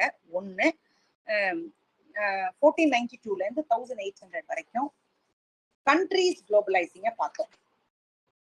இதெல்லாம் புக்ல இல்லைன்னு நினைக்கிறேன், ஆனா நான் ஆட் பண்ணி வச்சேன். ஏன் ஆட் பண்ணி வச்சேன்னா நம்ம இவங்க இங்க வெறும் டிக்கெட் போடுறதை மட்டும் தான் பேசியிருக்காங்க, அப்ப அது என்னன்னு நமக்கு புரியாது. அதனாலதான் இதையும் ஆட் பண்ணி வச்சேன். ஆமா ஆமா லைட்டா சொல்லியிருக்காங்க. அப்போ இதுல என்னன்னா கண்ட்ரீஸ் குளோபலைசிங் அப்படின்னாக்கா இப்போ வந்து கண்ட்ரீஸ் எல்லாம் இப்போ வந்து இவர் வந்து நம்ம கொலம்பஸ் உள்ள வந்தாரு, உலகத்தையே பார்த்தாரு, அமெரிக்காவை கண்டுபிடிச்சாரு, ஸ்பெயினை கண்டுபிடிச்சாரு, உலகம் ஒரு சின்ன காலனின்னு சொன்னாரு. அதுக்கப்புறம் வந்து ஒரு கண்ட்ரியும் எக்ஸ்ப்ளோரேஷன், டிராவலு, கொலோனியலைசம், அப்புறம் கொலோனியலிசம், ட்ரேடு, இதெல்லாம் மாறுச்சு. அந்த ட்ரேட் ரூட்டே புதுசா வந்துச்சு. சைனால இருந்து யூரோப்புக்கு பாதை போட்டாங்க அந்த காலத்திலேயே. எப்போ 2 செஞ்சுரிஸ் முன்னாலேயே ரோமன்ஸ் போட்டாங்க. இப்படியெல்லாம் வர ஆரம்பிச்ச உடனே ஒவ்வொரு நேஷனும் பவர் அவங்களுக்கு பவர் கிடைக்க ஆரம்பிச்சிச்சு அவங்களுக்கு. அதனால தன்னுடைய நேஷனை அதோடைய வெல்த்தை இம்ப்ரூவ் பண்றதுக்கு என்னெல்லாம் எக்ஸ்ப்ளோர் பண்ணலாம்னு பார்க்க ஆரம்பிச்சாங்க. ஸோ கண்ட்ரீஸ் குளோபலைசிங் அந்த காலத்துல நடந்துச்சு. அதுக்கு அடுத்தது 2000 வரைக்கும் கம்பெனிஸ் குளோபலைசிங். இது என்னன்னாக்கா புது புது மல்டிநேஷனல் கார்பரேஷன்ஸ் வர ஆரம்பிச்சிச்சு, உலகம் மாற ஆரம்பிச்சிச்சு, எக்ஸ்பேண்ட் ஆக ஆரம்பிச்சிச்சு. அடுத்த 2000ல இருந்து இப்ப வரைக்கும் குரூப்ஸ் அண்ட் இண்டிவிஜுவல்ஸ் குளோபலைசிங். இன்னைக்கு பாத்தீங்கன்னா யார் வேணா எங்க வேணா ஒர்க் பண்ணலாம். இன்ஃபர்மேஷன் டெக்னாலஜி எல்லாருக்கும் கிடைச்சாச்சு. ஸோ எங்க இருந்து வேணா யாருக்கு வேணா ஒர்க் பண்ணி கொடுக்கலாம் அப்படிங்கிற சுச்சுவேஷன் வந்தாச்சு. இப்போ இது 3ஐயும் சொல்லிடுறீங்க. ஓவர் பீரியட் ஆஃப் டைம் நம்ம வந்து குளோபலைசேஷன்ல நம்ம நடந்த விஷயங்களை இப்ப நீங்க சொன்னீங்கன்னா, ஃப்ரைட்மேன் சொன்னாரே globalisation 1.0 there was a ticket agent. அவர் எழுதுறாரு. டிக்கெட் ஏஜென்ட்னா என்ன? முதல்ல வந்து ஒரு பர்சன் யாராவது ஒருத்தர் நமக்கு டிக்கெட் புக் பண்ணி கொடுப்பாரான்னு நம்ம ஏஜென்ட் கிட்ட கொடுப்போம். குளோபலைசேஷன் 2.0ல இ டிக்கெட் வந்தாச்சு. ஸோ நம்ம யாரையும் ஏஜென்ட் எல்லாம் தேட வேண்டாம், இ டிக்கெட் தான் நமக்கு டிக்கெட் ஏஜென்ட். அடுத்தது அந்த நம்ம குளோபலைசேஷன் 3.0ல you are your own ticket agent. அப்படின்னா டெக்னாலஜி எந்த அளவுக்கு உங்களை எம்பவர் பண்ணிருக்கு அப்படின்னு. நம்ம இப்ப சொல்ல போனா குளோபலைசேஷன் 4.0ல இருக்கிறோம். ஏன்னா இப்ப வந்து பிளாட்ஃபார்ம் குளோபலைசேஷனே வந்தாச்சு, ஏஐ வந்தாச்சு. அல்காரிதம்ஸ் தான் உங்களுக்கு டிசைட் பண்ணி கொடுக்கும், இந்த இடத்துக்கு நீ போ, இந்த இடத்துக்கு போகாத. உங்களுக்கு தெரியுமா? எத்தனை பேருக்கு தெரியும் தெரியல. ஏஐல வந்து நீங்க உங்களுடைய பேட்டர்ன் அது எல்லாத்தையும் நீங்க வந்து ஒரு சில ஆப்ஸ் போட்டுட்டீங்கன்னாக்க உங்க பேட்டர்ன் ஆஃப் ஒர்க்கு, அப்புறம் உங்க கேலண்டர்ல நீங்க அப்டேட் பண்ற என்னென்னைக்கெல்லாம் நீங்க ஃப்ரீ அப்படிங்கறதெல்லாம் அப்டேட் பண்ணீங்கன்னா இட் வில் ஆக்ட். அது ஒரு ஏஜென்ட்டா பிஹேவ் பண்ணி உங்களுக்கு இப்ப நீங்க சப்போஸ் உங்களுக்கு இதுதான் இந்த ஃபிலிம் தான் பிடிக்கும் அப்படின்னு நினைச்சீங்கன்னா இந்த மாதிரி தியேட்டர்ஸ்ல இந்த மாதிரி சீட்டு தான் எனக்கு பிடிக்கும் அப்படின்னு நினைச்சீங்கன்னா இதெல்லாம் நீங்க அப்டேட் பண்ணீங்கன்னா அந்த இந்த வாரம் ஃபேமிலியோட போறீங்களா, ஃப்ரெண்ட்ஸோட போறீங்களான்னு கேட்கும். எத்தனை பேர் போகணும்னு ஆசைப்படுறீங்கன்னு கேட்கும். அதை மட்டும் நீங்க போட்டுட்டீங்கன்னா the AI will decide which film you have to see. இந்த வாரம் நீங்க என்னத்தை பார்க்கணுன்றதே அதை டிசைட் பண்ணும். ஏன்னா உங்களோட இன்ட்ரெஸ்ட் அதுக்கு தெரியும், நீங்க அடிக்கடி பாக்குற படங்கள் அது தெரியும். ஸோ அதுவே உங்களுக்கு டிசைட் பண்ணி அதுவே தியேட்டர் போட்டு அதுக்கு டிக்கெட்டும் போட்டு உங்களுக்கு கடைசியில டிக்கெட்டையும் வாங்கி உங்களுக்கு கொடுத்துரும். சி ஆல் தீஸ் திங்ஸ் உங்களுக்கே அதை வந்து டெபிட் பண்ணவான்னு கேட்கற லெவல் வரைக்கும் அது வந்துடும். அதுக்கப்புறம் இட் லீட் யூ டு அந்த ஜிபேயோ அது என்ன மீன்ஸ் ஆஃப் பேமெண்ட் அங்க போய் நீங்க பேமெண்ட் போடுறது மட்டும்தான் நீங்க பண்ணுவீங்க. அதுவும் அதுக்கு தெரியும். ஆனா வந்து நம்ம ஒரு ஒரு டீசன்சிக்கு ஏஐ வந்து அதை விட்டு வச்சிருக்கு நம்ம கிட்ட. நம்ம என்னமோ ஒரு ஓடிபி போடுறதுனால நம்மளுடைய பொருள் எல்லாம் திருடு போடல, நம்மளா ஒரு மாயையில இருக்கோம், அவ்வளவுதான். அப்போ இப்படி எல்லாத்தையும் வந்து கவர்ன் பண்ற அளவுக்கு வந்தாச்சு. இது வந்து பாவம் நம்ம புஸ்தகம் வந்து ஒரு 15 வருஷத்துக்கு முன்னால எழுதுனாங்க, அதனால வந்து அதெல்லாம் இல்ல. சோ அல்காரிதம்ஸ் தான் இன்னைக்கு உங்களையே டிசைட் பண்ற லெவலுக்கு வந்தாச்சு. இப்போ இந்த இந்த இம்ப்ளிகேஷன்ஸ் எல்லாம் இவர் ஏன் சொல்றாரு, தாமஸ் ஃப்ரைட்மன் ஏன் சொல்றாருனாக்க வந்து ரியல் சேலஞ்ச் ஆயிடுச்சு. இப்போ ஒரு கம்பெனி ஒரு ஆர்கனைசேஷன் நடத்தணும்னா எவ்வளவு பெரிய சேஞ்சஸ் எல்லாம் வந்துகிட்டே இருக்குன்னா அதுக்கு ஏத்த மாதிரி நம்ம வளர்ந்துகிட்டே வரணும். Financial resources are not the problem. We have money, we have products, we have position. And now what we lack are actual human resources தான். நமக்கு ஹியூமன் ரிசோர்சஸ் நமக்கு அந்த சரியான அதாவது ஹியூமன் ரிசோர்சஸ் கிடைக்குது இல்லைன்னு சொல்லல. But what we need is global leadership capabilities. இது வேணும் இன்னைக்கு. அந்த கேப்பபிலிட்டிஸுக்கு தான் இன்னைக்கு உலகம் தேடிக்கிட்டு இருக்குது. அப்போ இந்த பாட்டில் நெக் தான், இதுதான் அந்த bottle neck to global success is human. அப்போ அது வந்து psychological and behavioural capacities of leaders மேல அது நம்பி இருக்கு அப்படிங்கிறது தான் இப்போ நம்ம அதை புரிஞ்சுக்கணும் இந்த குளோபலைசேஷன்ல. அடுத்தது வந்து இன்னொரு எக்ஸாம்பிள், அது வந்து ஜெர்மன் எம்ப்ளாயீஸ். அவங்கள வந்து அடுத்த ஸ்டேஜ்ல அவங்க they may expect their managers to be more directive and autocratic அப்படின்ற லெவல்ல. பொதுவா உங்களுக்கு தெரியுமில்ல, ஜெர்மன்ஸ் வந்து இப்படிதான் எக்ஸ்பெக்ட் பண்ணுவாங்க. அவங்களுடைய தலைவர்கள் வந்து இன்னும் கொஞ்சம் அவங்க வந்து இன்னும் கொஞ்சம் அத்தாரிட்டேட்டிவா இருக்கணும் அப்படின்னு நினைப்பாங்க. யூஎஸ்ல இருக்கிறவங்க எல்லாம் அப்படி இல்லை. ஸோ யூஎஸ்ல 2 கல்ச்சர் இருக்குது. அந்த 2 கல்ச்சரை கொண்டு வந்து அவங்க ட்ரை பண்ணி பார்த்தாங்க. எப்படி பண்ணி பார்த்தாங்க அவங்களுக்கு அப்படின்னு சொன்னாக்க, அதுதான் இப்ப நான் சொல்றேன். எப்படின்னாக்க அந்த நார்தர்ன் அண்ட் ஸ்டியர்ஸ் அவங்க தான் அந்த டெஸ்ட பண்ண ஆரம்பிக்கிறாங்க. People are influenced by multiple cultures இல்லையா, அது நமக்கு தெரியும். ஒவ்வொருத்தரும் ஒரே கண்ட்ரில இருந்து வந்தாங்கன்னா அந்த கண்ட்ரில இருக்கிறவங்க அதே பிலீஃப், அதே வேல்யூ, அதே பிஹேவியர்ல இருக்க மாட்டாங்க. இதையும் நம்ம புரிஞ்சுக்கணும். அடுத்து கல்ச்சரை பத்தி இப்ப நானே என்னுடைய கல்ச்சர் இருக்குனாக்க அந்த கல்ச்சர்ல பத்தி எனக்கே நிறைய விஷயங்கள் தெரியாது. அப்படித்தான் நான் இருப்பேன். நான் வந்து குளோபலி நான் பிரமாதமா நான் வந்து இது பண்ணலாம், மேனேஜ் பண்ணலாம். ஆனா என்னுடைய சொந்த கல்ச்சரை எனக்கு என்னன்னு பார்க்க தெரியாது. இப்படிதான் இருக்கிறோம். இது மாதிரிலாம் காம்ப்ளெக்சிட்டிஸ் இருக்குது. இந்த காம்ப்ளெக்சிட்டிஸ்ல வந்து நம்ம இதனாலதான் ஒரு ஹியூமன் பிஹேவியர் இப்படி இருக்கும்னு ப்ரெடிக்ட் பண்ண தெரியல நமக்கு அப்படிங்கறத அந்த ஸ்டடிஸ் எல்லாம் சொல்லுது. அந்த ஸ்டடி படி என்னன்னு பாத்தீங்கன்னாக்க, ஒரு மேனேஜர் அவர் வந்து லோ பவர் டிஸ்டன்ஸ், அதாவது ஹை இண்டிவிஜுவலிசம் இருக்கிறவர். அதாவது பவர் வந்து ரொம்ப காட்டாம அதே சமயத்துல இண்டிவிஜுவலிசம காட்டுற மாதிரி ஒரு ஸ்டைல், மேனேஜரியல் ஸ்டைல். அந்த ஸ்டைல்ல ரொம்ப ஃப்ரெண்ட்லியா இருப்பாங்க, என்கரேஜ் பண்ணுவாங்க, எம்ப்ளாயிஸை நல்லா ஃப்ரீயா பேச வைப்பாங்க. இப்படி எல்லாம் பேசி அந்த மாதிரி ஒரு ஒரு நல்ல இந்த அவங்கள ஃப்ரீயா ஒர்க் பண்ண வைக்கிறது. இன்னொரு கல்ச்சர் வந்து எப்படின்னா high power distance, high collectivism culture. இதெல்லாம் இந்தியா, ஜப்பான்லாம் சொன்னதை செய் அப்படின்னு மிரட்டுறது, அத்தாரிட்டேட்டிவா இருப்பாங்க, டெசிஷன்ஸ் மேல இருந்து வரும், டெசிஷன் மேக்கிங் ப்ராசஸே வந்து அப்படியே தலைவரை பார்க்கவே முடியாது, அந்த மாதிரி எல்லாம் இருக்கும். இது வந்து 2 விதமான கல்ச்சர்.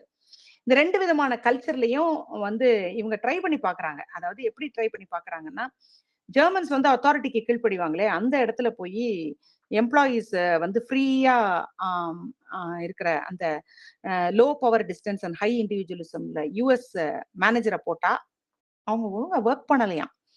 சோ அந்த ஏரியால அந்த கல்ச்சர் இருக்கு பாருங்க, ஒவ்வொரு கல்ச்சர்லயும் ஒரு ஆர்கனைசேஷனல் செட்டிங் வந்து வேற வேற விதமா இருக்கும் அப்படிங்கறத நம்ம புரிஞ்சுக்கணும் அப்படிங்கிறாங்க. அது ஒண்ணு. அடுத்தது diversity in work place. Historically நீங்க பாத்தீங்கன்னாக்க டைவர்சிட்டி எல்லா ரேஞ்சிலையும் நம்ம ஆட்களை பாக்குறோம், விதவிதமான ஆட்களை பாக்குறோம். அவங்கள வெவ்வேறு விதமான ஆட்கள் வெவ்வேறு விதமா அவங்க சில விஷயங்கள்ல ஸ்ட்ராங்கா இருப்பாங்க, சில விஷயங்கள்ல அவங்க வீக்கரா இருப்பாங்க. அப்ப இந்த டைவர்சிட்டியை நம்ம ரெக்கக்னைஸ் பண்ணணும். ஒரு ஆர்கனைசேஷனுடைய கிரேட்டஸ்ட் அசெட்டா இந்த ரெக்கக்னைஸ் பண்றது, டைவர்சிட்டியை ரெக்கக்னைஸ் பண்றத நினைக்கிறாங்க. அடுத்தது the ability to attract and work with diverse talent. அதுதான் வந்து ஒரு மேனேஜருக்கு ஒரு அவங்களுடைய கெப்பாசிட்டி. ஏன்னா டைவர்சிட்டி இன்னைக்கு வந்து ரொம்ப அவசியம் ஆயிடுச்சு. ஜெண்டர்லி ஆகட்டும், அல்ல செக்ஷுவல் ஓரியன்டேஷன்ல ஆகட்டும், எத்னிசிட்டி, விதவிதமான வெவ்வேறு இடங்கள்ல இருந்து வர்ற ஆட்கள். அதாவது ஈவன் இன் காலேஜஸ் இன்னைக்கு ஸ்கூல்ஸ்ல கூட நார்த்ல இருக்கிற குழந்தைகள், ஃபாரின் குழந்தைகள் அவங்க எல்லாம் என்கரேஜ் பண்றாங்க. ஸோ தட் இந்த கல்ச்சர் உள்ளர வரும் பொழுது விதவிதமான அவங்களுடைய அந்த அவங்க நிறைய இம்ப்ரூவ்மெண்ட்ஸை பாக்குறாங்க. ஸோ அந்த சொசைட்டிலே அந்த வித்தியாசத்தை பாக்குறதுனால organisational டைவர்சிட்டின்னு எடுத்துக்கிட்டீங்கன்னாக்க they should not simply focus on getting people of color and women அப்படிலாம் இருக்கக்கூடாது. அந்த எல்லாத்தையும் அவங்க கன்சிடர் பண்ணணும். அதே சமயத்துல அவங்களுடைய அந்த டிஃபரன்சஸை நம்ம புரிஞ்சுக்கணும். அதுதான் டைவர்சிட்டி மேனேஜ்மெண்ட் அப்படிங்கிறாங்க. அப்ப இன்னைக்கு இருக்கிற work environment it allows everybody to contribute all they can for the organisation. அடுத்தது அந்த டிஃபரன்சஸையும் அந்த சிமிலாரிட்டிஸையும் லெவரேஜ் பண்றதுதான் ஒரு மேனேஜருடைய ஸ்ட்ராட்டஜிக் அட்வான்டேஜ். அடுத்தது அவங்களுடைய அந்த enhancing the ability of the people from different backgrounds to work effectively together. இதெல்லாம் தான் எஸ்ஹெச்ஆர்எம்க்கு ரொம்ப ரொம்ப முக்கியமான 3 கீ அவுட்கம்ஸ். ஒன்னு, அது வந்து everyone allowing everyone to contribute their might to the organization. ரெண்டாவது, அவங்களுக்குள்ள இருக்க வேற்றுமையில் ஒற்றுமையை பார்த்து leveraging the differences and similarities in the workplace, அதை கொண்டு வந்து ஆர்கனைசேஷனோட அட்வான்டேஜுக்கு ஸ்ட்ராட்டஜிக்கா பில்டப் பண்றது. மூணாவது, அவங்க அந்த எபிலிட்டி ஃப்ரம் டிஃப்ரெண்ட் பேக்ரவுண்ட்ஸ் இருக்குல்ல, அவங்க கிட்ட இருந்து வர்ற அந்த எசன்ஸை எக்ஸ்ட்ராக்ட் பண்றது. ஸோ தட் எல்லாரும் எஃபெக்டிவா ஒர்க் பண்றது. இதுதான் வந்து அந்த டைவர்சிட்டியில ஒர்க் பிளேஸ்ல இருக்கிற டைவர்சிட்டியில நம்மளுடைய எபிலிட்டியை கொண்டு வரக்கூடிய காரியங்கள். அடுத்து reasons for emergence of diversity. ஏன் என்னத்துக்காக இந்த ரீசன் வந்துச்சு அப்படின்னீங்கன்னா, ஒன்னு சேஞ்சிங் டெமோகிராபிக்ஸ், அதாவது older workers, women, minorities, more educated individuals எல்லாரும் ஒர்க் ஃபோர்ஸ்ல வந்துடுறாங்க, பெரிய கூட்டமா வர்றாங்க. அப்போ இந்த ஓல்டஸ்ட் பீப்புளும் இருப்பாங்க, நியூவஸ்ட் பீப்புளும் இருப்பாங்க. இவங்களுக்குள்ளாக இருக்கிற அந்த ஒர்க் ஃபோர்ஸோடைய அந்த காம்ப்ளெக்சிட்டியை நம்ம புரிஞ்சுக்கணும். ரெண்டாவது, கிளாஸ் சீலிங். கிளாஸ் சீலிங்கிறது வந்து விமனுக்கு தான் பொதுவா சொல்லுவாங்க. விமனோட எஸ்பெஷலி விமனோடைய ஒர்க்கிங்ல ஒரு இன்விசிபிள் பேரியர் இருக்கு அப்படின்வாங்க. என்னதான் விமன் வந்து எம்பவரிங் அப்படின்னு சொன்னாலும் இன்னைக்கு இருக்கிற பார்லிமெண்டரி பில்ல கூட உங்களுக்கு ஞாபகப்படுத்துவேன். அதாவது எஸ்பெஷலி ஃபார் விமன், அவங்க மேல வர்றாங்கன்னா ஒரு கண்ணாடி திரை இருக்குது அப்படிங்கிறது தான் ரெண்டாவது விஷயம். Barrier at the top. மேல மேல போக போக ஒரு உமன் நிறைய போகக்கூடாது, விமன் சிஇஓ நிறைய இருக்கிறது, அல்லது விமன் வந்து இந்த டாப் பொசிஷன்ல இருக்கிறது, அந்த என்னதான் இருந்தாலும் இந்த ஷோவனிசம் ஹைட்ஸ் இட் அப்படிங்கிறாங்க. வந்து அடுத்தது காம்படிட்டிவ் அட்வான்டேஜ். அது வந்து என்ன ரீசன்னாக்க, நிறைய இந்த விமன் இதுல எம்பவர்மெண்ட்ல ரீசன்ஸே என்னன்னாக்க, அவங்க ஒண்ணு சூப்பர் சீட் பண்ணி ஒரு உமன் ரூல் பண்றது அவங்களுக்கு பிடிக்கிறது இல்ல. ரெண்டாவது, விமன் வந்து டக்குன்னு பிரில்லியண்டா மேல ஏறிடுவாங்க. சூப்பர் சீட் பண்றதுக்கு பண்ணக்கூடாதுன்னு, அவங்க ஆட்சி செய்யக்கூடாதுன்னு நினைக்கிறது ஒரு பக்கம், இன்னொன்னு விட்டா அவங்க மேல ஏறிடுவாங்க. அதுதான் விஷயம். அவங்க வந்து அந்த கிராபிங் எபிலிட்டி, அந்த கிராஸ்பிங் எபிலிட்டி, அது தன்னால அவங்க கொண்டு போயிடும். இது ரெண்டும் தான் அந்த கிளாஸ் சீலிங்க்கு காரணம் அப்படிங்கிறாங்க. அடுத்தது காம்படிட்டிவ் அட்வான்டேஜ். அது என்னன்னாக்க, வந்து விமனை வந்து அதிகமா அப்புறம் கொண்டு வந்து ஹையர் பண்ணி கொண்டு வந்து வேலையில வைக்கிறாங்கல்ல, அவங்க தே end up with more talented and capable work force. அதுதான் விஷயம். அவங்க ப்ரோஆக்டிவா இருப்பாங்க. என்ன விஷயம், அவங்க நிறைய லீவ் போடுவாங்கங்கிறது நிறைய பேருக்கு அது ஒரு பெரிய இன்ஹிபிஷன் இருக்கும். எஸ், ஆனா ப்ரோஆக்டிவா இருக்கிறது, அஃபர்மேட்டிவ் ஆக்ஷன் இருக்கிறது, talent showing their talent in அந்த ஒரு அட்வான்டேஜஸ் லெவல்ல வந்து அதை கொண்டு வந்து கம்பெனிக்கு உதவி செய்யறது, அதுல வந்து விமன் முன்னால நிற்பாங்க. நாலாவது, இன்டர்நேஷனல் எக்ஸ்பான்ஷன். ஆர்கனைசேஷன்ஸ் வந்து இன்டர்நேஷனல் அரீனாக்கு வந்தாச்சு, நிறைய கல்ச்சரல் டைவர்சிட்டிஸ் எல்லாமே வந்தாச்சு. அந்த ஆர்கனைசேஷன் வந்து ஒரு டைவர்ஸ் டொமஸ்டிக் ஒர்க் ஃபோர்ஸ் வச்சிருந்தா தான் இன்னைக்கு அது குளோபல் மார்க்கெட்ல நிக்க முடியும். ஸ்டிக்மடைஸ்டா இருந்தோம்னா, அதாவது நெகட்டிவ் ஸ்டீரியோ டைப்ஸ் எல்லாம் இருந்துச்சுன்னா, அப்போ வந்து அந்த பெர்ஃபார்மன்ஸ் குறைஞ்சிரும் அவங்களுக்கு. அப்ப இந்த இன்க்ளூசிவ் என்வாயன்மெண்ட் அதுதான் அந்த த்ரெட்டன் தள்ளி வச்சுட்டு அவங்களுடைய அந்த எம்ப்ளாயீஸோட ஃபுல் கெப்பாசிட்டியை வெளியே கொண்டு வர முடியும். ஸோ இதுதான் இந்த குளோபலைசேஷன்ல முக்கியமான விஷயம். இந்த இன்டர்நேஷனல் எக்ஸ்பான்ஷனை நம்ம புரிஞ்சுக்கணும். அதுதான் வந்து இந்த 4 விஷயங்களா இங்க சொல்லியிருக்காங்க. அடுத்தது individual approaches to managing diversity. அதுல வந்து அவங்க 2 சொல்றாங்க, லேர்னிங் அண்ட் எம்பத்தி. 2 விஷயங்கள் ஒரு டைவர்சிட்டிய வந்து மேனேஜ் பண்றதுக்கு. ஒண்ணு மேனேஜர்ஸ் வந்து அந்த ஒரு கவுண்டர் இன்ட்யூட்டிவ் ஃபைண்டிங் அவங்களுக்குள்ளார இருக்கணும். Those with low competence. அடுத்தது வந்து அந்த லோ காம்பிட்டன்ஸ்ல இருக்கிறவங்க வந்து தேவர் அன்அவேர் ஆஃப் தியர் டெஃபிஷியன்சி. அவங்களுக்கு தன்னால இது முடியலை அப்படிங்கிறதே அவங்களுக்கு தெரியாது, புரியல. ஆனா ஒர்க் பண்ணணும்னு நினைக்கிறாங்க, but there not able to produce மோர். அப்ப அவங்க அப்படிப்பட்டவங்களை பார்த்து அவங்களுக்கு சரியான அவங்கள மோட்டிவேட் பண்ணி அவங்களுக்கு சரியான ட்ரைனிங் கொடுக்கணும். யார் யாருக்கு அந்த ட்ரைனிங் வேணுங்கிறத நம்ம புரிஞ்சுக்கணும். புரிஞ்சு அவங்களுக்கு managers must communicate to them openly. ஒரு 1-on-1 வச்சு age, gender, ethnicity, religion, disability அதையெல்லாம் நம்ம பார்த்து அவங்கள அண்டர்ஸ்டாண்ட் பண்ணி அவங்களோட இன்டராக்ட் பண்ணி அந்த சமயத்துல அவங்களுக்கு என்ன அளவுக்கு லேர்னிங் தேவையா இருக்கு. அவங்களுக்கு வந்து people who know very little about something often feel very confident. நிறைய தெரிஞ்சு வச்சிருப்பாங்க, ஆனா அவங்க ரொம்ப காஷியஸா இருப்பாங்க, ரொம்ப லெஸ் ஓவர் கான்ஃபிடென்ட்டா இருப்பாங்க. இது இன்னைக்கு உலகத்துல இருக்குது. ஸோ ஆக்சுவலா பாத்தீங்கன்னா ஒண்ணுமே தெரியாதவன் எல்லாம் தெரிஞ்ச மாதிரி துள்ளிட்டு இருக்கிறதையும் நம்ம பார்ப்போம். So managers have to learn that people with disabilities do not want special treatment.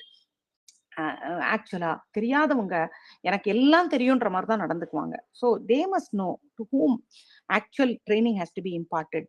அதனால எனக்கு எல்லாம் தெரியும்ன்ற வாயில சொல்றவனை வச்சு நம்ம பார்க்காம they should be able to analyse. அடுத்தது எம்பத்தி. எம்பத்தி வந்து ability to put oneself into another one's shoes நமக்கு தெரியும். அவங்களுடைய we must be able to empathize with those people. அதாவது அவங்களுடைய டைவர்ஸ் குரூப்ல அவங்க வாட் தே ஃபீல், அவங்களுடைய சேலஞ்சஸ் தே ஃபேஸ், இது ஒரு சின்ன மெட்டா அனாலிசிஸ் பண்ணணும். அந்த பர்டிகுலர்லி வந்து பாத்தீங்கன்னாக்க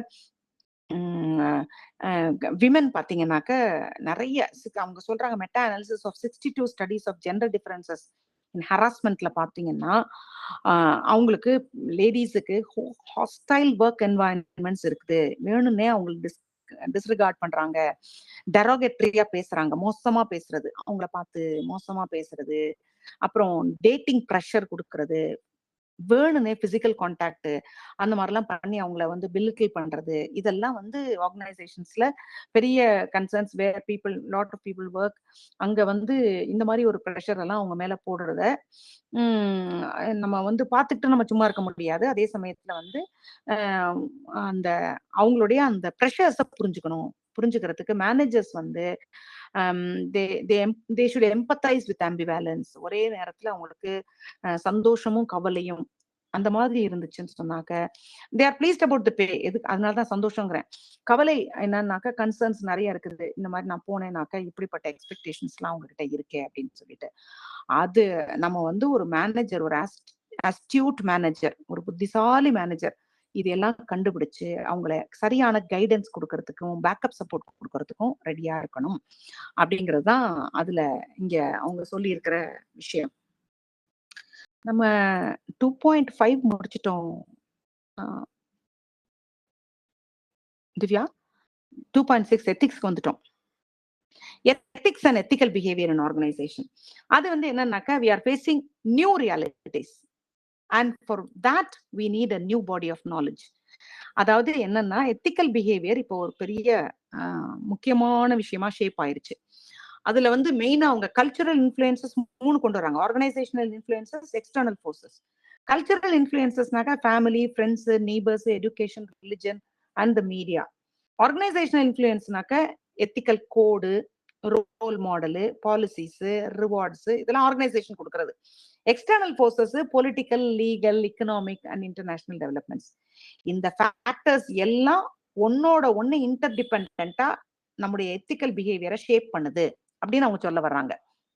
அப்போ இந்த விஷயங்கள் எல்லாம் சேர்ந்து நம்மளுக்கு கொண்டு வர்ற ஒரு இதுல வந்து இப்போ எக்ஸாம்பிளா வந்து நைக்கியோடைய initial denial of sweatshop, அதாவது இந்த கம்பெனில நமக்கு தெரியும் அந்த அந்த கண்டிஷன்ஸ், அதாவது அந்த ஒரு 12 இயர் ஓல்டு பாகிஸ்தானி சைல்டு வந்து நைக்கி அந்த ஷூவை, அந்த நைக்கி ஃபுட்பால் அதை வந்து ஒரு போட்டோ யாரோ எடுத்துட்டாங்க, ஏதோ ஒரு மேகசின் எடுத்து போட்டுருச்சு. உங்களுக்கு ஞாபகம் இருக்கும்னு நினைக்கிறேன், 2000ல நினைக்கிறேன். அந்த சமயத்துல ஒரு 12 இயர் ஓல்டு பாகிஸ்தானி சைல்டு, ஒரு குட்டி குழந்தை, நைக்கி ஷூ இருக்கு இல்லையா, ஷூ இல்ல ஃபுட்பால், அதை வந்து உட்காந்து அது தைச்சிட்டு இருக்கிறது மாதிரி ஏதோ ஒரு போட்டோ மேகசின்ல டைட்டில்ல மேல ஃப்ரண்ட் பேஜ்ல போட்டுட்டாங்க. உடனே நைக்கி என்ன சொல்லிடுச்சு, டைரக்ட் ரெஸ்பான்சிபிலிட்டி எடுக்க மாட்டேன்னுச்சு. 12 இயர் ஓல்டு சைல்டை வந்து வேலைக்கு வைக்க கூடாதுல்ல, பாகிஸ்தானி சைல்டுன்னும் போது சீப் லேபர், லோ வேஜஸை வச்சு அவங்களுக்கு அங்கிருந்து ப்ரொடியூஸ் பண்ண வச்சு இங்க வந்து அமெரிக்கால விற்கிறாங்க. அது ஒரு பெரிய மேஜர் ஒரு இது கன்சர்னா மாறுச்சு. அதை பத்தி லைட்டா இங்க மென்ஷன் பண்ணிருக்காங்க புக்ல. அது என்னன்னாக்க, அவங்க எத்திக்கலி வந்து உடனே டக்குன்னு அவங்க என்ன பண்ணிட்டாங்கன்னாக்கா, அதெல்லாம் ஒண்ணும் இல்லை அப்படிங்கிற மாதிரி அவங்க மேல வந்து பட்டர் பண்ணிட்டாங்க. அதே மாதிரி இந்த டுபாக்கோ எக்ஸிக்யூட்டிவ்ஸ், அவங்க வந்து அவங்களுடைய அந்த அடிக்டிவ் ப்ராப்பர்ட்டிஸ் ஆஃப் நிக்கோட்டின், அதை வந்து நிக்கோட்டின்லாம் அடிமையாக்காது அப்படிங்கிற மாதிரி எல்லாம் அவங்க வந்து அவங்க பேசிடுறாங்கல்ல, அதெல்லாம் அவங்க சொல்றாங்க. சொல்லிட்டு எப்படி வந்து ஆர்கனைசேஷன்ஸ் வந்து எத்திக்கல் ஸ்டாண்டர்ட்ஸ்ல, எத்திக்கல் பிஹேவியர்ல வந்து அது ஒரு டீப்லி சேலஞ்சிங் விஷயம் என்றாலும் அதுல வந்து ஆர்கனைசேஷன்ஸ் எப்படி நடந்துக்குது அப்படிங்கிறத அவங்க காட்டுறாங்க. அடுத்த லெசன் வந்து இண்டிவிஜுவல் எம்ப்ளாயிஸோட எத்திக்ஸ், இது ஆர்கனைசேஷனோட எத்திக்ஸ் பத்தி பேசுறாங்க.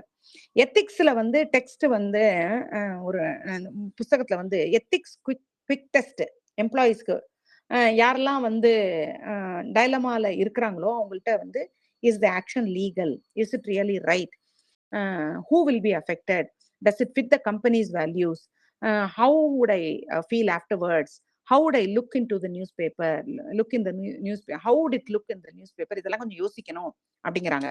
ஒரு கம்பெனிக்கு, என் கம்பெனிக்காக நான் இதை பண்றேன் அப்படின்ட்டாலும் நாளைக்கு கம்பெனியோட வேல்யூ என்னால இந்த மாதிரி ஒரு போட்டோவை பிடிச்சு போட்டு என்னால கெட்டு போயிடக்கூடாது. அதாவது நான் இந்த குழந்தையோடது சொல்ல, ஜென்ரலா ஏதாவது டக்குன்னு நியூஸ் பேப்பர்ல வந்து ஒரு எம்ப்ளாயி இப்படி பண்ணாங்க அப்படின்றத காமிச்சாங்கன்னா அது என்ன மாதிரி மோசமாகும் அப்படிங்கறத எம்ப்ளாயிஸ் திங்க் பண்ணணும் அப்படிங்கறத கொண்டு வர்றாங்க. அடுத்து இம்பாக்ட் ஆஃப் எத்திக்ஸ், அடுத்த சப்டைட்டில். அது என்னன்னாக்க, அதாவது நம்முடைய எத்திக்ஸ் வந்து பேஸ் ஆஃப், நம்மளுடைய நல்ல எத்திக்ஸ் எப்பயுமே நாட் ஜஸ்ட் மாரலி, அதே சமயத்துல பினான்சியலிலும் அது நல்ல பே ஆஃப் பண்ணுது. எப்படின்னாக்க வந்து சில சமயத்துல வந்து சில இடங்கள்ல வந்து இந்த நல்ல கம்பெனிஸ்ல அவங்க வந்து நாங்க வந்து கார்பரேட் சோசியல் ரெஸ்பான்சிபிலிட்டியில நாங்க இப்படிலாம் இவங்களுக்கெல்லாம் கிளீனர்ஸுக்கெல்லாம் ஹெல்ப் பண்றோம் அப்படிலாம் போட்ட உடனே நீங்க வந்து உடனே அந்த ப்ராடக்டே இஷ்டப்பட ஆரம்பிச்சிடுறீங்கல்ல. அதுதான் என்னன்னாக்கா, அந்த மார்க்கெட் வேல்யூ அதுக்கு ஆட் ஆயிரும். இப்போ அவங்க ஏதோ ஒரு ethical concern, we only take buy from இந்த ஆர்கானிக் ப்ராடக்ட்ஸ் அப்படிலாம் போட்டாங்கன்னு வைங்களேன், அவங்க உடனே நம்ம வந்து என்ன பண்ணிடுறோம்னாக்கா, அந்த ப்ராடக்டோட கேரக்டரிஸ்டிக்ஸ் உடனே நம்ம பார்த்துட்டு டக்குன்னு நம்ம அதை வாங்குறோம் பாருங்களேன். வி ரெடியூஸ் கார்பன் எமிஷன் அப்படின்லாம் போடுறாங்க. போட்ட உடனே ஆட்டோமேட்டிக்லி அந்த கம்பெனி மேல நமக்கு ஒரு தனி அபிமானம் வந்துருது. இது என்ன, ஒரு தடவை பர்கர் கிங் கூட அவங்க இதோட போட்டாங்கல்ல, பாலிசிஸ் ஆன் அனிமல் ரைட்ஸ், நாங்க வந்து கேஜ் ஃப்ரீ சிக்கன் ப்ராடக்ட்ஸ் தான் நாங்க யூஸ் பண்றோம் அப்படின்னு போட்டாங்கல்ல.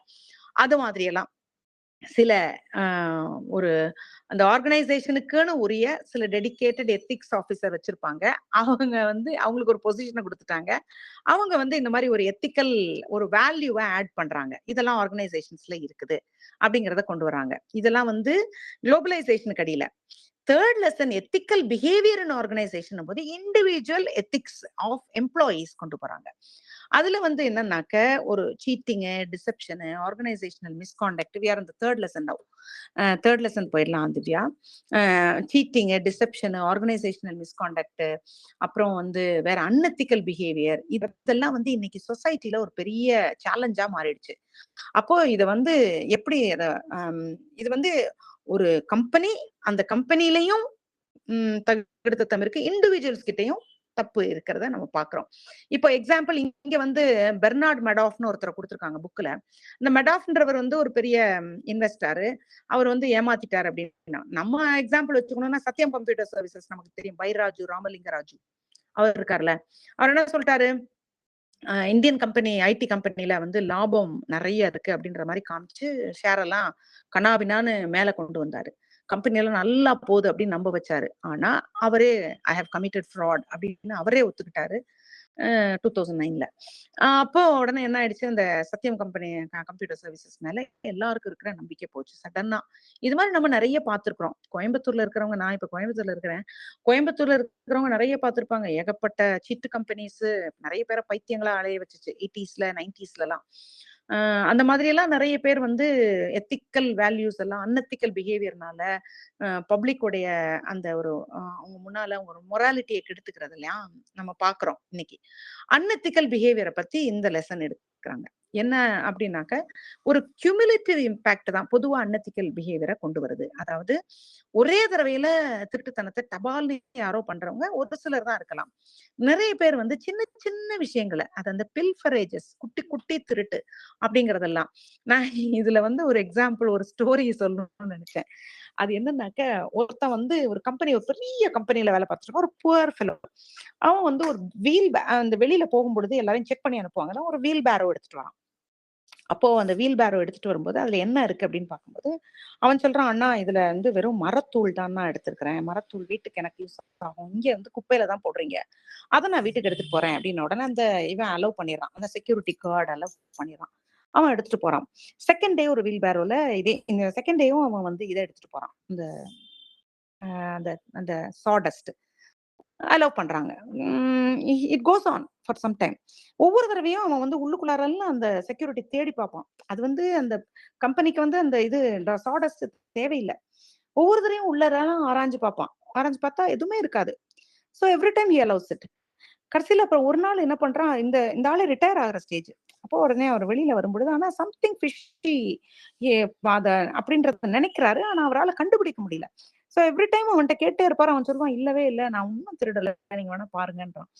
அப்போ ரிட்டையர் ஆகும்போது அவர் சொல்றான், நான் யார்கிட்டயுமே சொல்ல மாட்டேன், ஆனா எனக்கு இந்த நீ வந்து டெய்லி இந்த சாடஸ்ட் எடுத்துட்டு போறல்ல, எனக்கு வந்து அதுல ஒரு டவுட் இருந்துகிட்டே இருக்கு, நீ திருடுறியா இல்லையா அப்படின்னு கேக்குறாரு.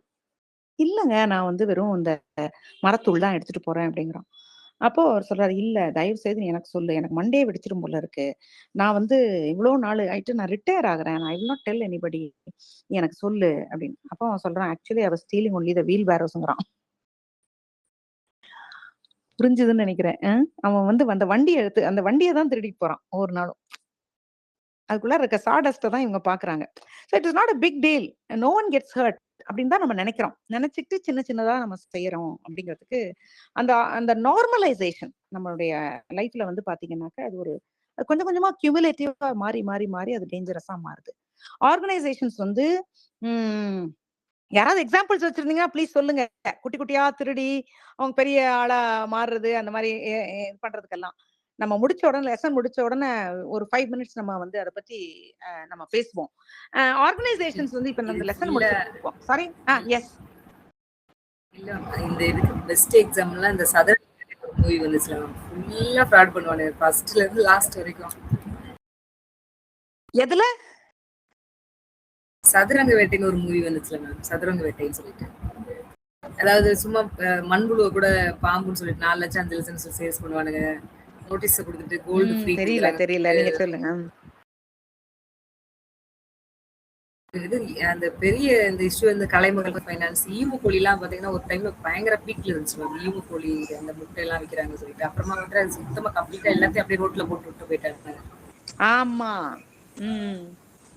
அது மேம் அவங்க சித்ரா மேம் அவ்வளவு மூவிஸ் பார்க்க மாட்டாங்கனால உங்களுக்கு தெரியாது. ஆனா இவங்க சொல்றது வந்து கொஞ்சம் அட்லீஸ்ட் ஆமா உண்மைதான் திவ்யா, நிறைய மூவிஸ் பார்க்க மாட்டேன், பட் அட்லீஸ்ட் சொல்லும் பொழுது எனக்கு அட்லீஸ்ட் ஐ கேன் கனெக்ட். ஏன்னா எனக்கு மூவிஸ் தெரியாததுனால, ஆனா அவங்க எக்ஸ்பிளைன் பண்றாங்க, அவங்க என்னமோ சொல்றாங்க இந்த மாதிரி இது நிறைய இது இருக்கிறது, அதனால அட்லீஸ்ட் ஐ கேன் கனெக்ட். அந்த மூவி வந்து அன்எத்திக்கல் பிஹேவியர் அப்படியே நல்லா காட்டுமா, பீப்புளோட அந்த பேராசை எல்லாத்தையும் வந்து கனெக்ட் பண்ணும். நல்லா இருக்கும். இல்ல மேம், அது வந்து ஒரு ஒரு ஒரு 100 rupees வாட்ச் தான் மேம். அவன் வந்து ஃபர்ஸ்ட் கொண்டு போய் ஒருத்தட்ட கொடுப்பான், யாரும் வாங்க மாட்டாங்க. அந்த அந்த ஹீரோ சொல்லுவான், இப்போ வந்து நீ ஃபாரின்ல இருந்து வந்திருக்க அப்படின்னு சொல்லு அப்படின்னு அதை போய் 5000க்கு சேல்ஸ் பண்ணுவான். அது அட்லீஸ்ட் வேல்யூ வந்து 100 தான். அந்த மாதிரி பீப்புளோட மைண்ட் செட்டை எப்படி யூஸ் பண்ணி அவங்களை சீட் பண்ணணும் ஸ்டெப் பை ஸ்டெப்பா சொல்லி தரலாம். ஆமா, அதான் இதுல இப்ப என்ன பேசுறாங்கன்னாக்கா, ஆர்கனைசேஷன்ஸ் வந்து பெரிய பெரிய பெரிய தப்புனாலெல்லாம் இன்னைக்கு ஆர்கனைசேஷன்ஸ் வந்து டேமேஜ் ஆகுறது இல்ல. சின்ன சின்னதா ஒரு ஸ்டெடி பில்டப் ஒவ்வொருத்தர்கிட்டையும் இருக்கிற அன்எத்திக்கல் சாய்ஸஸ்னால நிறைய மேஜர் ப்ராப்ளம்ஸ ஃபேஸ் பண்ணுது அப்படிங்கிறாங்க.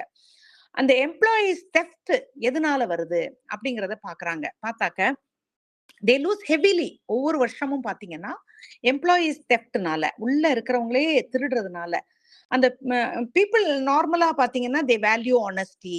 அவங்கள பாத்தீங்கன்னா they believe strongly in their own morality, they maintain a positive self image. இதெல்லாம் இருந்தாலும் நிறைய திருட்டு நடக்குது. அப்ப இந்த கேப் எங்க இருக்கு அப்படிங்கறத கண்டுபிடிக்கிறதுக்கு ட்ரை பண்றாங்க. அதுல இந்த பிரீஃப் அண்ட் ட்ரெவின் அவங்க பேசுறாங்க, அவங்க பாக்குறாங்க, இதெல்லாம் ஒவ்வொருத்தரும் பேச ஆரம்பிக்கிறாங்க. அதுல வந்து இவங்க என்ன சொல்றாங்கன்னாக்க, even people who value morality sometimes do bad things. அதுல வந்து 2 ஸ்ட்ரீமா அதை பிரிக்கிறாங்க. ஒன்னு இன்டென்ஷனல் அன்எத்திக்கல் பிஹேவியர், இன்னொன்னு பவுண்டட் எத்திகாலிட்டி. இந்த இன்டென்ஷனல் அன்எத்திக்கல் பிஹேவியர்ங்கிறது people may know the behaviour is wrong but still they engage in it anyway. அதுதான் தெரிஞ்சு உள்ள நுழையிறது. பவுண்டட் எத்திகாலிட்டிங்கிறது தெரியாமலே தப்பு பண்ணிடுறது.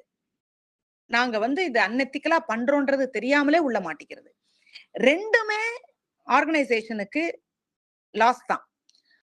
அதுல ரெண்டுலயும் ஒண்ணு என்னன்னா, morality is dynamic and malleable. அது புரிஞ்சுக்கணும். அதாவது ஒரு ஆளு ரொம்ப நல்ல ஆளு அப்படிங்கிறவரை 30 வருஷமா அவர் நல்ல ஆளா இருப்பாரு அப்படின்றதுனால அப்படியே மறந்து நம்பி விடுறது தப்பு. மேலியபிள்னாவே வளையும். மொராலிட்டிங்கிறது திடீர்னு அவங்களுடைய சூழ்நிலையில ஏதாவது ஒரு ப்ரெஷர் வரலாம், அல்லது திடீர்னு அவங்களுக்கு ஒரு நட்பு வரலாம், அல்லது அவங்க குடும்பத்துல ஏதோ ஒரு காரியத்துல ஒரு தேவை வரலாம். இப்படி ஏதோ ஒரு விஷயத்துல மாரலி அவங்களுக்கு ஒரு சின்ன டெம்டேஷன் வந்துடும்.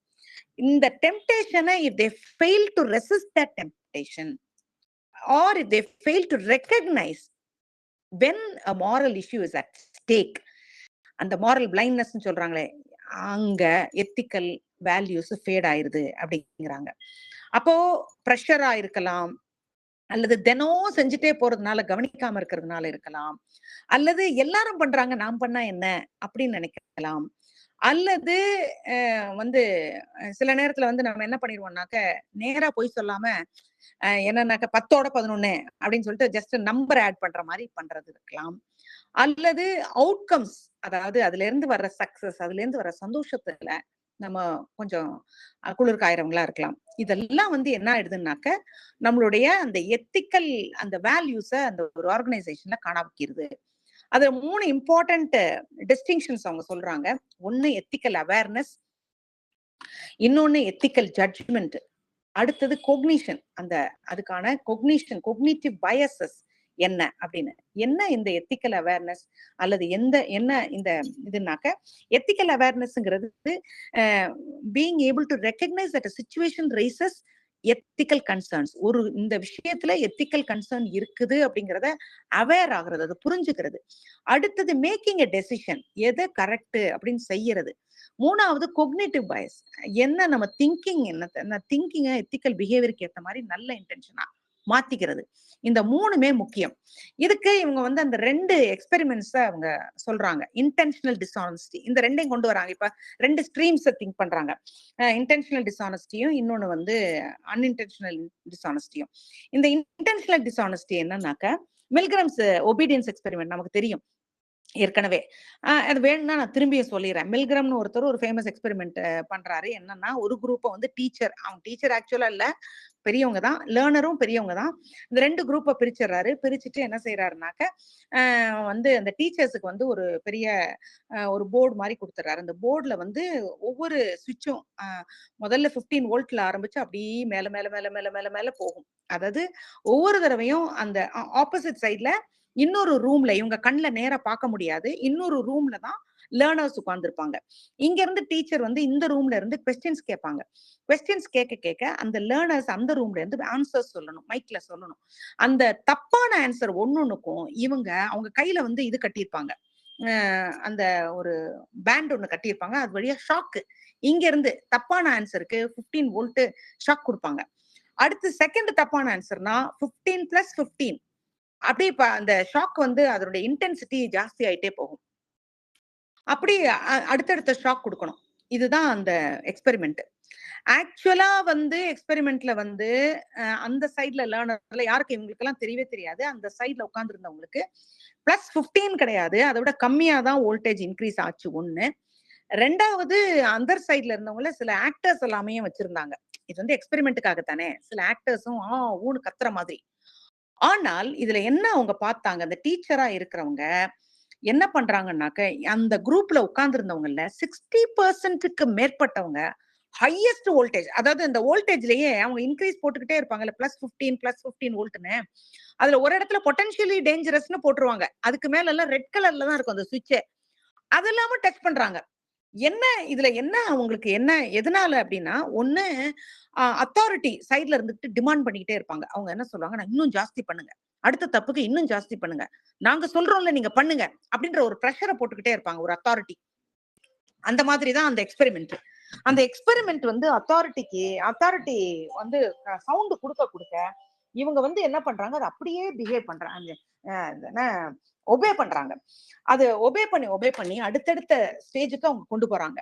இதுலதான் அவங்க பார்த்த இது என்னன்னா, 60%க்கு மேல பார்ட்டிசிபென்ட்ஸ் அத்தாரிட்டி கேட்கிற ஒபீடியன்ஸுக்கு கட்டுப்படுறாங்க அப்படிங்கிறது. அந்த நேரத்துல மனசுக்குள்ளார இது வந்து எத்திக்கலி ராங்னு தெரிஞ்சாலும் அந்த அத்தாரிட்டி கொடுக்குற ப்ரெஷரை அப்படியே கம்ப்ளை பண்றாங்க. அத்தாரிட்டி ஃபிகர் வந்து ஒரு மேனேஜராவோ எக்ஸிக்யூட்டிவாவோ இருந்தால் employees they cut the corners, they falsify the data. நாளைக்கு மேனேஜரே வந்து இதை மாத்தி எழுது அப்படின்னு ஒரு மிரட்டினாக்க, நாட் அவுட் ஆஃப் மேலிஸ் அவங்க என்ன பண்றாங்கன்னாக்க ப்ரெஷர் வந்த உடனே பண்ணிடுறாங்க அப்படிங்கிற எக்ஸ்பெரிமெண்ட்.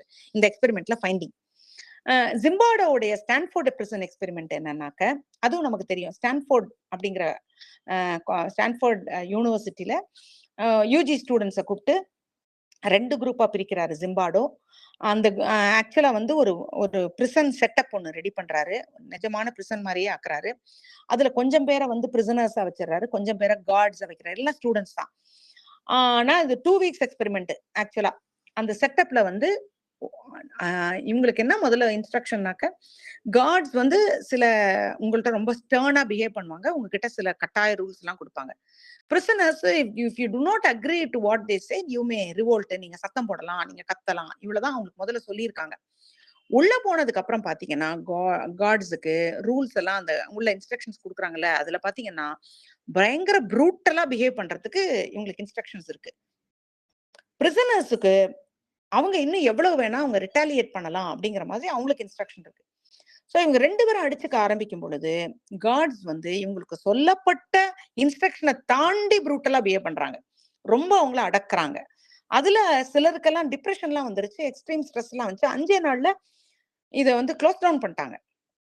இது லூசிஃபர் எஃபெக்ட்னு சொல்லிட்டாங்க. அது பிசாசு, லூசிஃபர்னா பிசாசு எஃபெக்ட்ன்ட்டாங்க. என்னன்னா, even good people can be led to perform evil acts. அவங்களுக்கு கையில ஒரு டாக்ஸிக் இது வந்து கல்ச்சர் என்னன்னாக்க, அவங்க கையில வந்து அத்தாரிட்டி கொடுத்துட்டா ருத்லெஸ்ஸா என்ன வேணா பண்ணுவாங்க. அவங்களுக்குள்ள என்னன்னாக்க, அந்த கார்ட்ஸ்ல ஒருத்தருக்கு ஒருத்தர் கம்பீட் பண்ற மாதிரி அவங்க பண்ணணும் அப்படிங்கிற மாதிரி தான் அவங்களுக்கு இன்ஸ்ட்ரக்ஷன். இவனை விட நீ பண்ணணும், ஒவ்வொருத்தரை விட நீ அதிகமான கண்ட்ரோல் பண்ணணும் அப்படிங்கிற மாதிரி இன்ஸ்ட்ரக்ஷன். அந்த காம்படிஷன் வந்தோடனே, நெக் டு நெக் காம்படிஷன் வந்தோடனே இவங்க பயங்கர ஹார்ஷா பிஹேவ் பண்ண ஆரம்பிக்கிறாங்க. சோ இந்த அன்எத்திக்கல் பிஹேவியருக்கு அவங்க டக்குன்னு ஜம்ப் பண்ணிடுறாங்க. என்ன விஷயம், 2 ஒண்ணு அவங்களுக்கு கொடுக்கப்படுற அத்தாரிட்டி, 2வது அவங்களுக்கு இருக்கிற காம்படிஷன். அப்ப இதுல இருந்தெல்லாம் நம்ம பாக்குறது என்னன்னா, கட் த்ரோட் காம்படிஷன் இருந்தாலோ அல்லது மேல இருக்கிறவங்களுடைய ப்ரெஷர் ஜாஸ்தி இருந்தாலோ, அது முந்தின எக்ஸ்பெரிமெண்ட்ல, இங்க காம்படிஷன் இருந்தாலோ அல்லது அந்த அவங்களுக்கு அத்தாரிட்டி நிறைய கொடுத்துட்டாலோ, இதெல்லாம் வந்து அவங்கள வந்து இந்த மாதிரி ரொம்ப ஹார்டா பிஹேவ் பண்ண வைக்குது, அன்எத்திக்கலா கூட பனிஷ் பண்ண வைக்குது அப்படிங்கிறது. அடுத்தது மேசர் எட் ஆல். அவர் வந்து இந்த லெசன் இன்னொரு 10 மினிட்ஸ்ல முடிஞ்சிடும். Kindly bear with me.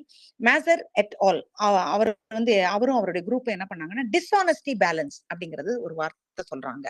இந்த டிஸ்ஆனஸ்டி பேலன்ஸ் என்னங்கிறது தான் கடைசின்னு நினைக்கிறேன். இம்பாக்ட் ஆஃப் எத்திக்ஸ் இருக்கு. இது ஒன்று கொஞ்சோண்டு இருக்கு, அதை மாத்திரம் சொல்லிட்டு நான் அந்த இம்பாக்ட் சொல்லிடுறேன். இந்த டிஸ்ஆனஸ்டி பேலன்ஸ் என்னன்னாக்க அவர் வந்து அவரும் அவருடைய கொலீக்ஸும் என்ன பண்றாங்கன்னாக்க சில அதாவது 2 விஷயத்த சொல்றாங்க. என்னன்னா people balance between 2 competing motivation. அவங்களுக்குள்ள 2 மோட்டிவேஷன் இருக்குது. ஒண்ணு அது போட்டியோட பாக்குது. ஒண்ணு வந்து என்னன்னாக்க எனக்கு லாபம் வேண்டும், to desire to gain, the desire to gain personal reward. 2வது அதே சமயத்துல நான் ஆனஸ்ட் பர்சனா காமிச்சுக்கணும். இது எல்லாருக்குள்ளாரையும் இருக்கு அப்படிங்கிறது தான் அவருடைய கன்டென்ஷன். எல்லாருக்குமே இந்த மாதிரி ஒண்ணு எனக்கு ஒரு செல்ஃப் இன்ட்ரெஸ்ட் இருக்கு, 2வது ஆனஸ்டியை வச்சு நான் ஒரு செல்ஃப் இமேஜை நான் காப்பாத்திக்கணும்ன்ற ஆசையும் இருக்கு அப்படிங்கிறது தான் அவருடைய கன்டென்ஷன். அதுக்கு அவர் என்ன சொல்றாருனாக்கா ஒரு மேத் பசில் எல்லாருக்கும் கொடுக்குறாரு. கொடுத்து ஒரு 12 டிஜிட் நம்பரை வச்சு ஒரு மேத்ஸ் பசில் கொடுக்குறாரு. அந்த பசில்ல வந்து அவங்க ஆன்சர் ஷீட்டை செல்ஃப் ரிப்போர்ட் தான் பண்ணணும். அப்போ வந்து யாரும் செக் பண்ண மாட்டாங்க அப்படிங்கிறாங்க.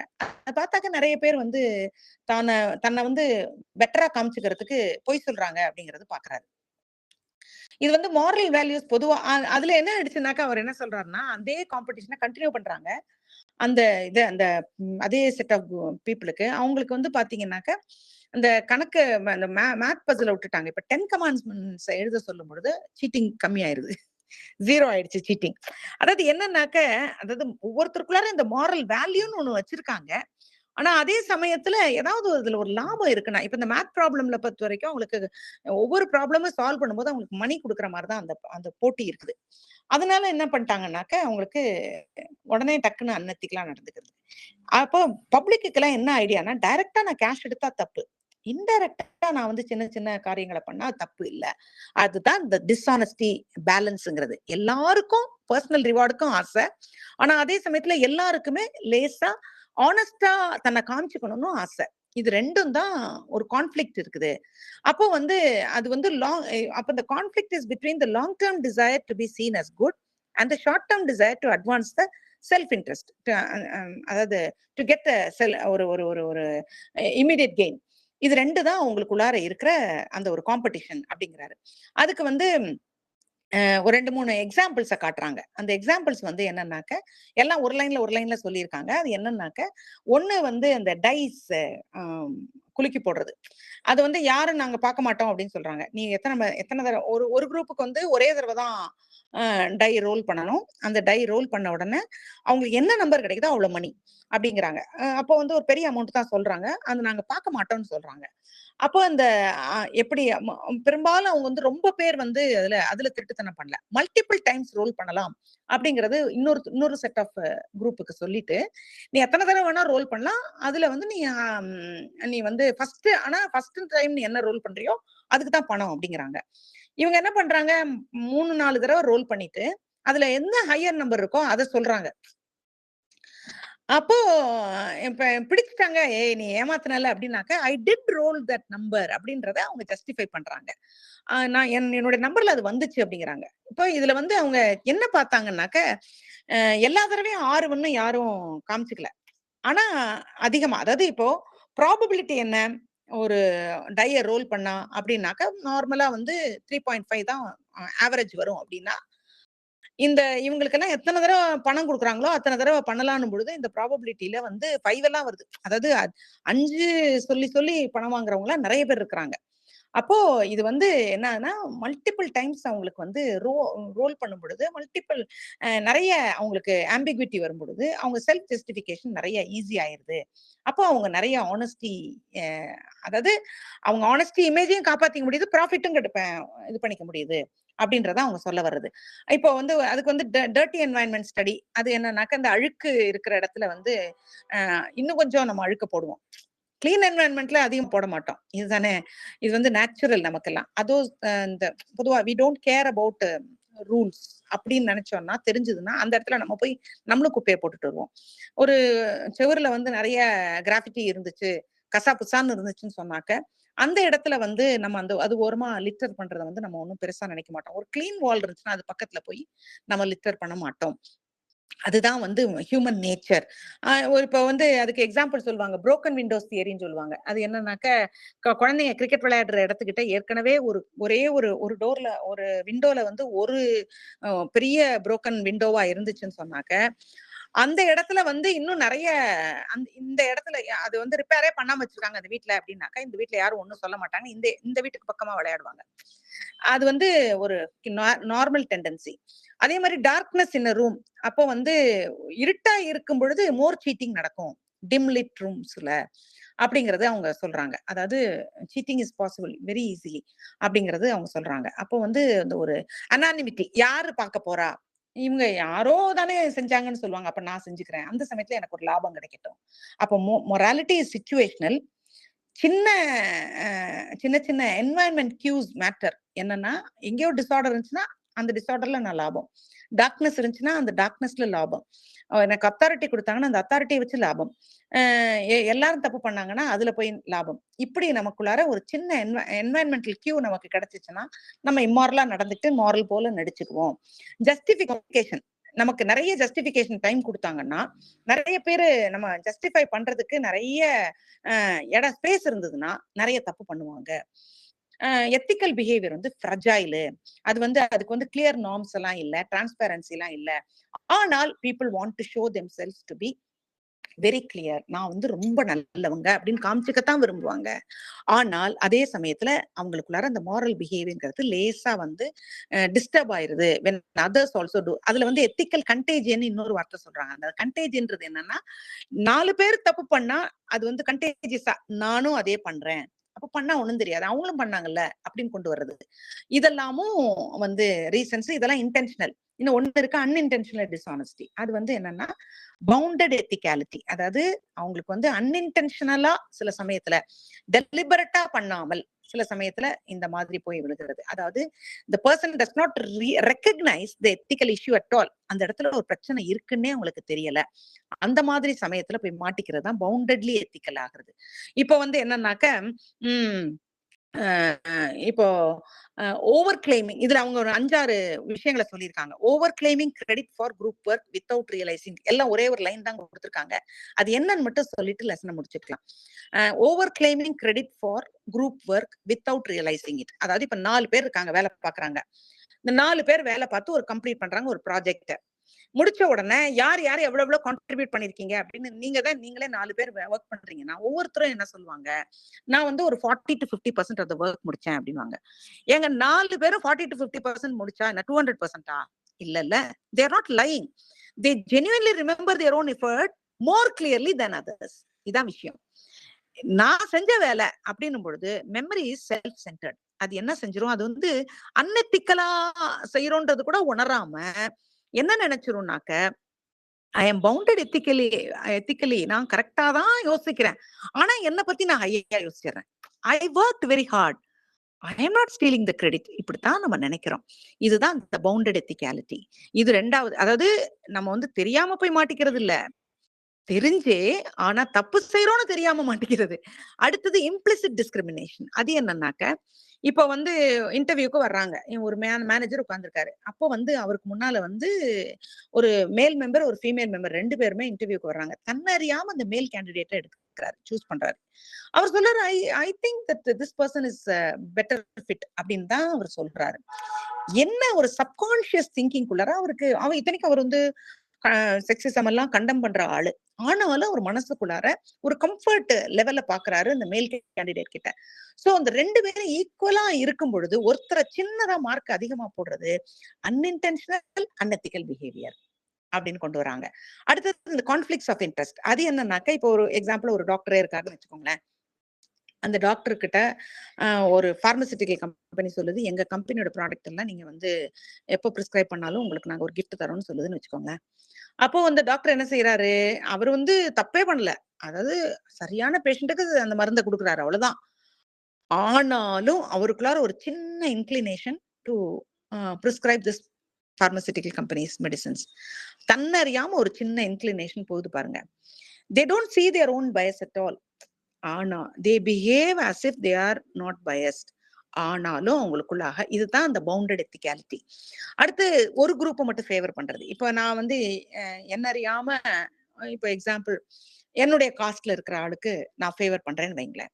இது வந்து அந்த favouring in groups without awareness of the impact of the out groups. நமக்குள்ளார நம்மளுடைய same university, same college, same family, சொந்தக்காரவங்க, இப்படி சின்ன இன்க்ளினேஷன் அவங்களுக்குள்ளார கொண்டு போயிடும்ல, அதுவும் கூட எத்திக்கல் வேல்யூல மாட்டுதுதான். அடுத்தது வந்து ரேசிஸ்டா பிஹேவ் பண்றது. அதுவும் வந்து இல்லவே இல்லைன்னு நினைக்கிறோம், ஆனா தன்னறியாம அது வந்து உள்ள நுழைஞ்சிருது அந்த ரேசிசம். அடுத்தது வந்து அந்த இது ஒரு அதாவது பயஸ் பிளைண்ட் ஸ்பாட்னு சொல்லுவாங்க. அது என்னன்னாக்க we recognize others conflicts of interest but fail to recognize our own conflicts of interest that corrupt our behavior. அதாவது என்ன செய்யறோம்னா, அடுத்தவங்க தப்பு செஞ்சா அது பெருசாக்குறோம், நம்ம அந்த தப்பு செய்யும் போது சின்னதாக்குறோம். அந்த தக்காளி சட்னி, அடுத்தவங்களுக்கு ரத்தம் வந்தா தக்காளி சட்னி, அந்த மாதிரி. அது என்னன்னாக்க நமக்கே அந்த தப்பு பண்ணும் பொழுது நம்ம ஓன் கான்ஃபிளிக்ட் தப்பா இருந்துச்சுன்னாக்க அது வந்து even though it is corrupting our behaviour, நம்ம வந்து அதை சாஃபன் பண்றோம். அதே சமயத்துல அவங்களுக்கு அடுத்தவங்க பண்ணும்பொழுது அது கொஞ்சம் நம்மள அறியாம அது கொஞ்சம் எக்ஸாஜரேட் பண்றோம். This is called the bias blind spot. அடுத்தது வந்து லாஸ்டா வந்து we ignore unethical behavior of others when it degrades slowly rather than in one abrupt shift. அதாவது சின்னதா நம்ம வந்து குட்டி குட்டியா பண்ணிட்டே இருந்துட்டு சின்னதா அட்ஜஸ்ட் பண்ணி கடைசியில வந்து ஒரு பெரிய ஃப்ராட்ல வந்து நிக்கிறவங்க நிறைய பேர் பார்த்திருப்போம். இந்த கிராஜுவல் சேஞ்ச் அது என்ன பண்ணுதுன்னா நம்முடைய இம்மொராலிட்டியவே அது மறைச்சிருது அப்படிங்கிறாங்க. அப்போ இதெல்லாம் சேர்ந்து நம்ம வந்து இந்த ஒரு அன்எத்திக்கல் பிஹேவியருக்குள்ளார நம்ம வந்து நம்மளையும் அறியாம போய் மாற்ற விஷயங்களா அவங்க கொண்டு வர்றாங்க. இன்னும் ஒரே ஒரு ஸ்லைடு இருக்குது, அதை மட்டும் முடிச்சிடறேன். இதுல வந்து லாஸ்ட் ஸ்லைடு பாருங்க. வந்துட்டோமா? லாஸ்ட் ஸ்லைடு வந்துட்டோமோ? ஆமா, அதுலதான் இருக்கும். இப்போ இதுல வந்து ஒண்ணுதான் நான் சொல்லணும்னு நினைச்சேன். Last point, we are more likely to condemn unethical behavior that leads to a bad outcome than the same behavior leading to a good outcome. அதை பத்தி மட்டும் சொல்லணும். இப்போ என்னன்னாக்க, இப்போ 2 மேனேஜர் இருக்காங்கன்னு வச்சுக்கோங்களேன். அதுல ஒருத்தர் வந்து 2 பேருமே தப்பு பண்றாங்க, ஷார்ட்கட்ல ஏதோ போறாங்க. அதே சமயத்துல ஒருத்தருக்கு வந்து கம்பெனி வந்து ப்ராஃபிட்ல போயிடுச்சு, இன்னொருத்தர் வந்து கம்பெனி லாஸ்ல போயிடுச்சு. இந்த லாஸ்ல போனவர் தான் நம்ம சொல்லுவோம், அந்த ஆள் பண்ண திட்டுத்தனத்துக்கு அவனுக்கு மாட்டிக்கிட்டான் பாரு. இதே வந்து தப்பு பண்ணிட்டு ப்ராஃபிட்ல வந்துட்டான்னா அவன் வந்து ஸ்ட்ராட்டஜிக்கா வந்து பெரிய ஆளா இருக்கிறான், அவன் பாரு எவ்வளவு அவுட்கம் கொண்டு வந்திருக்கான் அப்படின்னு இந்த கம்பெனிக்கு லாபத்தை கொண்டு வந்துட்டான், எப்படியோ ஆளு ஏமாத்தி பொழைச்சு கிடச்சு கொண்டு வந்துட்ட அப்படின்னு தான் என்கரேஜ் பண்றாங்க கம்பெனிஸ். அப்ப this is called outcome bias. இதுதான் வந்து என்ன பண்றோம்னாக்க நாம வந்து குட் அவுட்கம் வந்துருச்சுன்னு சொன்னாக்க அதே பிஹேவியரை நம்ம வந்து அதை அப்லோட் பண்ணிடுறோம். பேட் அவுட்கம் வந்துருச்சுன்னு சொன்னாக்க அதை நம்ம வந்து மாத்திடுறோம். அப்ப நமக்குள்ளார நம்முடைய சிஸ்டம் நல்லா இருக்கணும், நம்முடைய அக்கௌண்டபிலிட்டி நமக்கு அதுல இருக்கான்னு தெரியணும். சப்போர்ட் சிஸ்டம்ல நியாயம் இருந்துச்சுன்னு சொன்னாக்க நம்ம நியாயத்துல இருந்து நம்ம எத்திக்கல் பிஹேவியர்ல இருந்து பின்வாங்க மாட்டோம். லீடர்ஷிப் நல்லா இருந்துச்சுன்னாக்க நம்ம வந்து தப்பு பண்ண மாட்டோம். இதெல்லாம் சேர்ந்ததுதான் ஒரு எத்திக்கல் பிஹேவியருக்குள்ளார வர்ற மென்டாலிட்டி, ஒரு மனுஷனுக்குள்ளாக இருக்கிற அன்எத்திக்கல் பிஹேவியருக்கு போறதுக்கான விஷயங்கள். இதெல்லாம் நம்ம புரிஞ்சுக்கணும்னு கொண்டு வந்து முடிக்கிறாங்க. That is all. Thank you friends. இது வந்து 3rd lesson. யூனிட் 1ல 1, 2, 3 lessons கம்ப்ளீட் பண்ணிருக்கோம். நாளைக்கு இல்ல நாளை மறுநாள் வேணா வச்சுக்கலாம். யூனிட் 2 கொண்டு போகும்போது I'll just ask if somebody was volunteering for communication. அந்த 2 lessons, அந்த 2 lessons போறாங்கன்னா நான் 4th lesson மட்டும் எடுத்துட்டு விட்டுறேன். 4th lesson வேணா நான் யூனிட் 3யோட சேர்த்து எடுக்கிறேன். இல்ல யாரும் எடுக்கலை அப்படின்னாக்க நான் கம்யூனிகேஷன் எடுக்கணும். அது மட்டும் நாளைக்கு I will verify and then I let you know, because somebody was asking for it கேள்விப்பட்டேன் 5th, 6th, 7th லெசனுக்கு. இல்லையா திவ்யா? somebody was asking. அந்த யாரோ புதுசா ஒரு கேர்ள் வந்து ஹெச்ஆர்ல இருக்கிறேன், நான் வந்து எடுக்கிறேன் நினைக்கிறேன். But whether she will be able to do it because she is getting married அந்த மாதிரி ஏதோ சொன்னாங்க. அது மட்டும் அவங்க வெரிஃபை பண்ணி எனக்கு சொல்லிட்டாங்கன்னா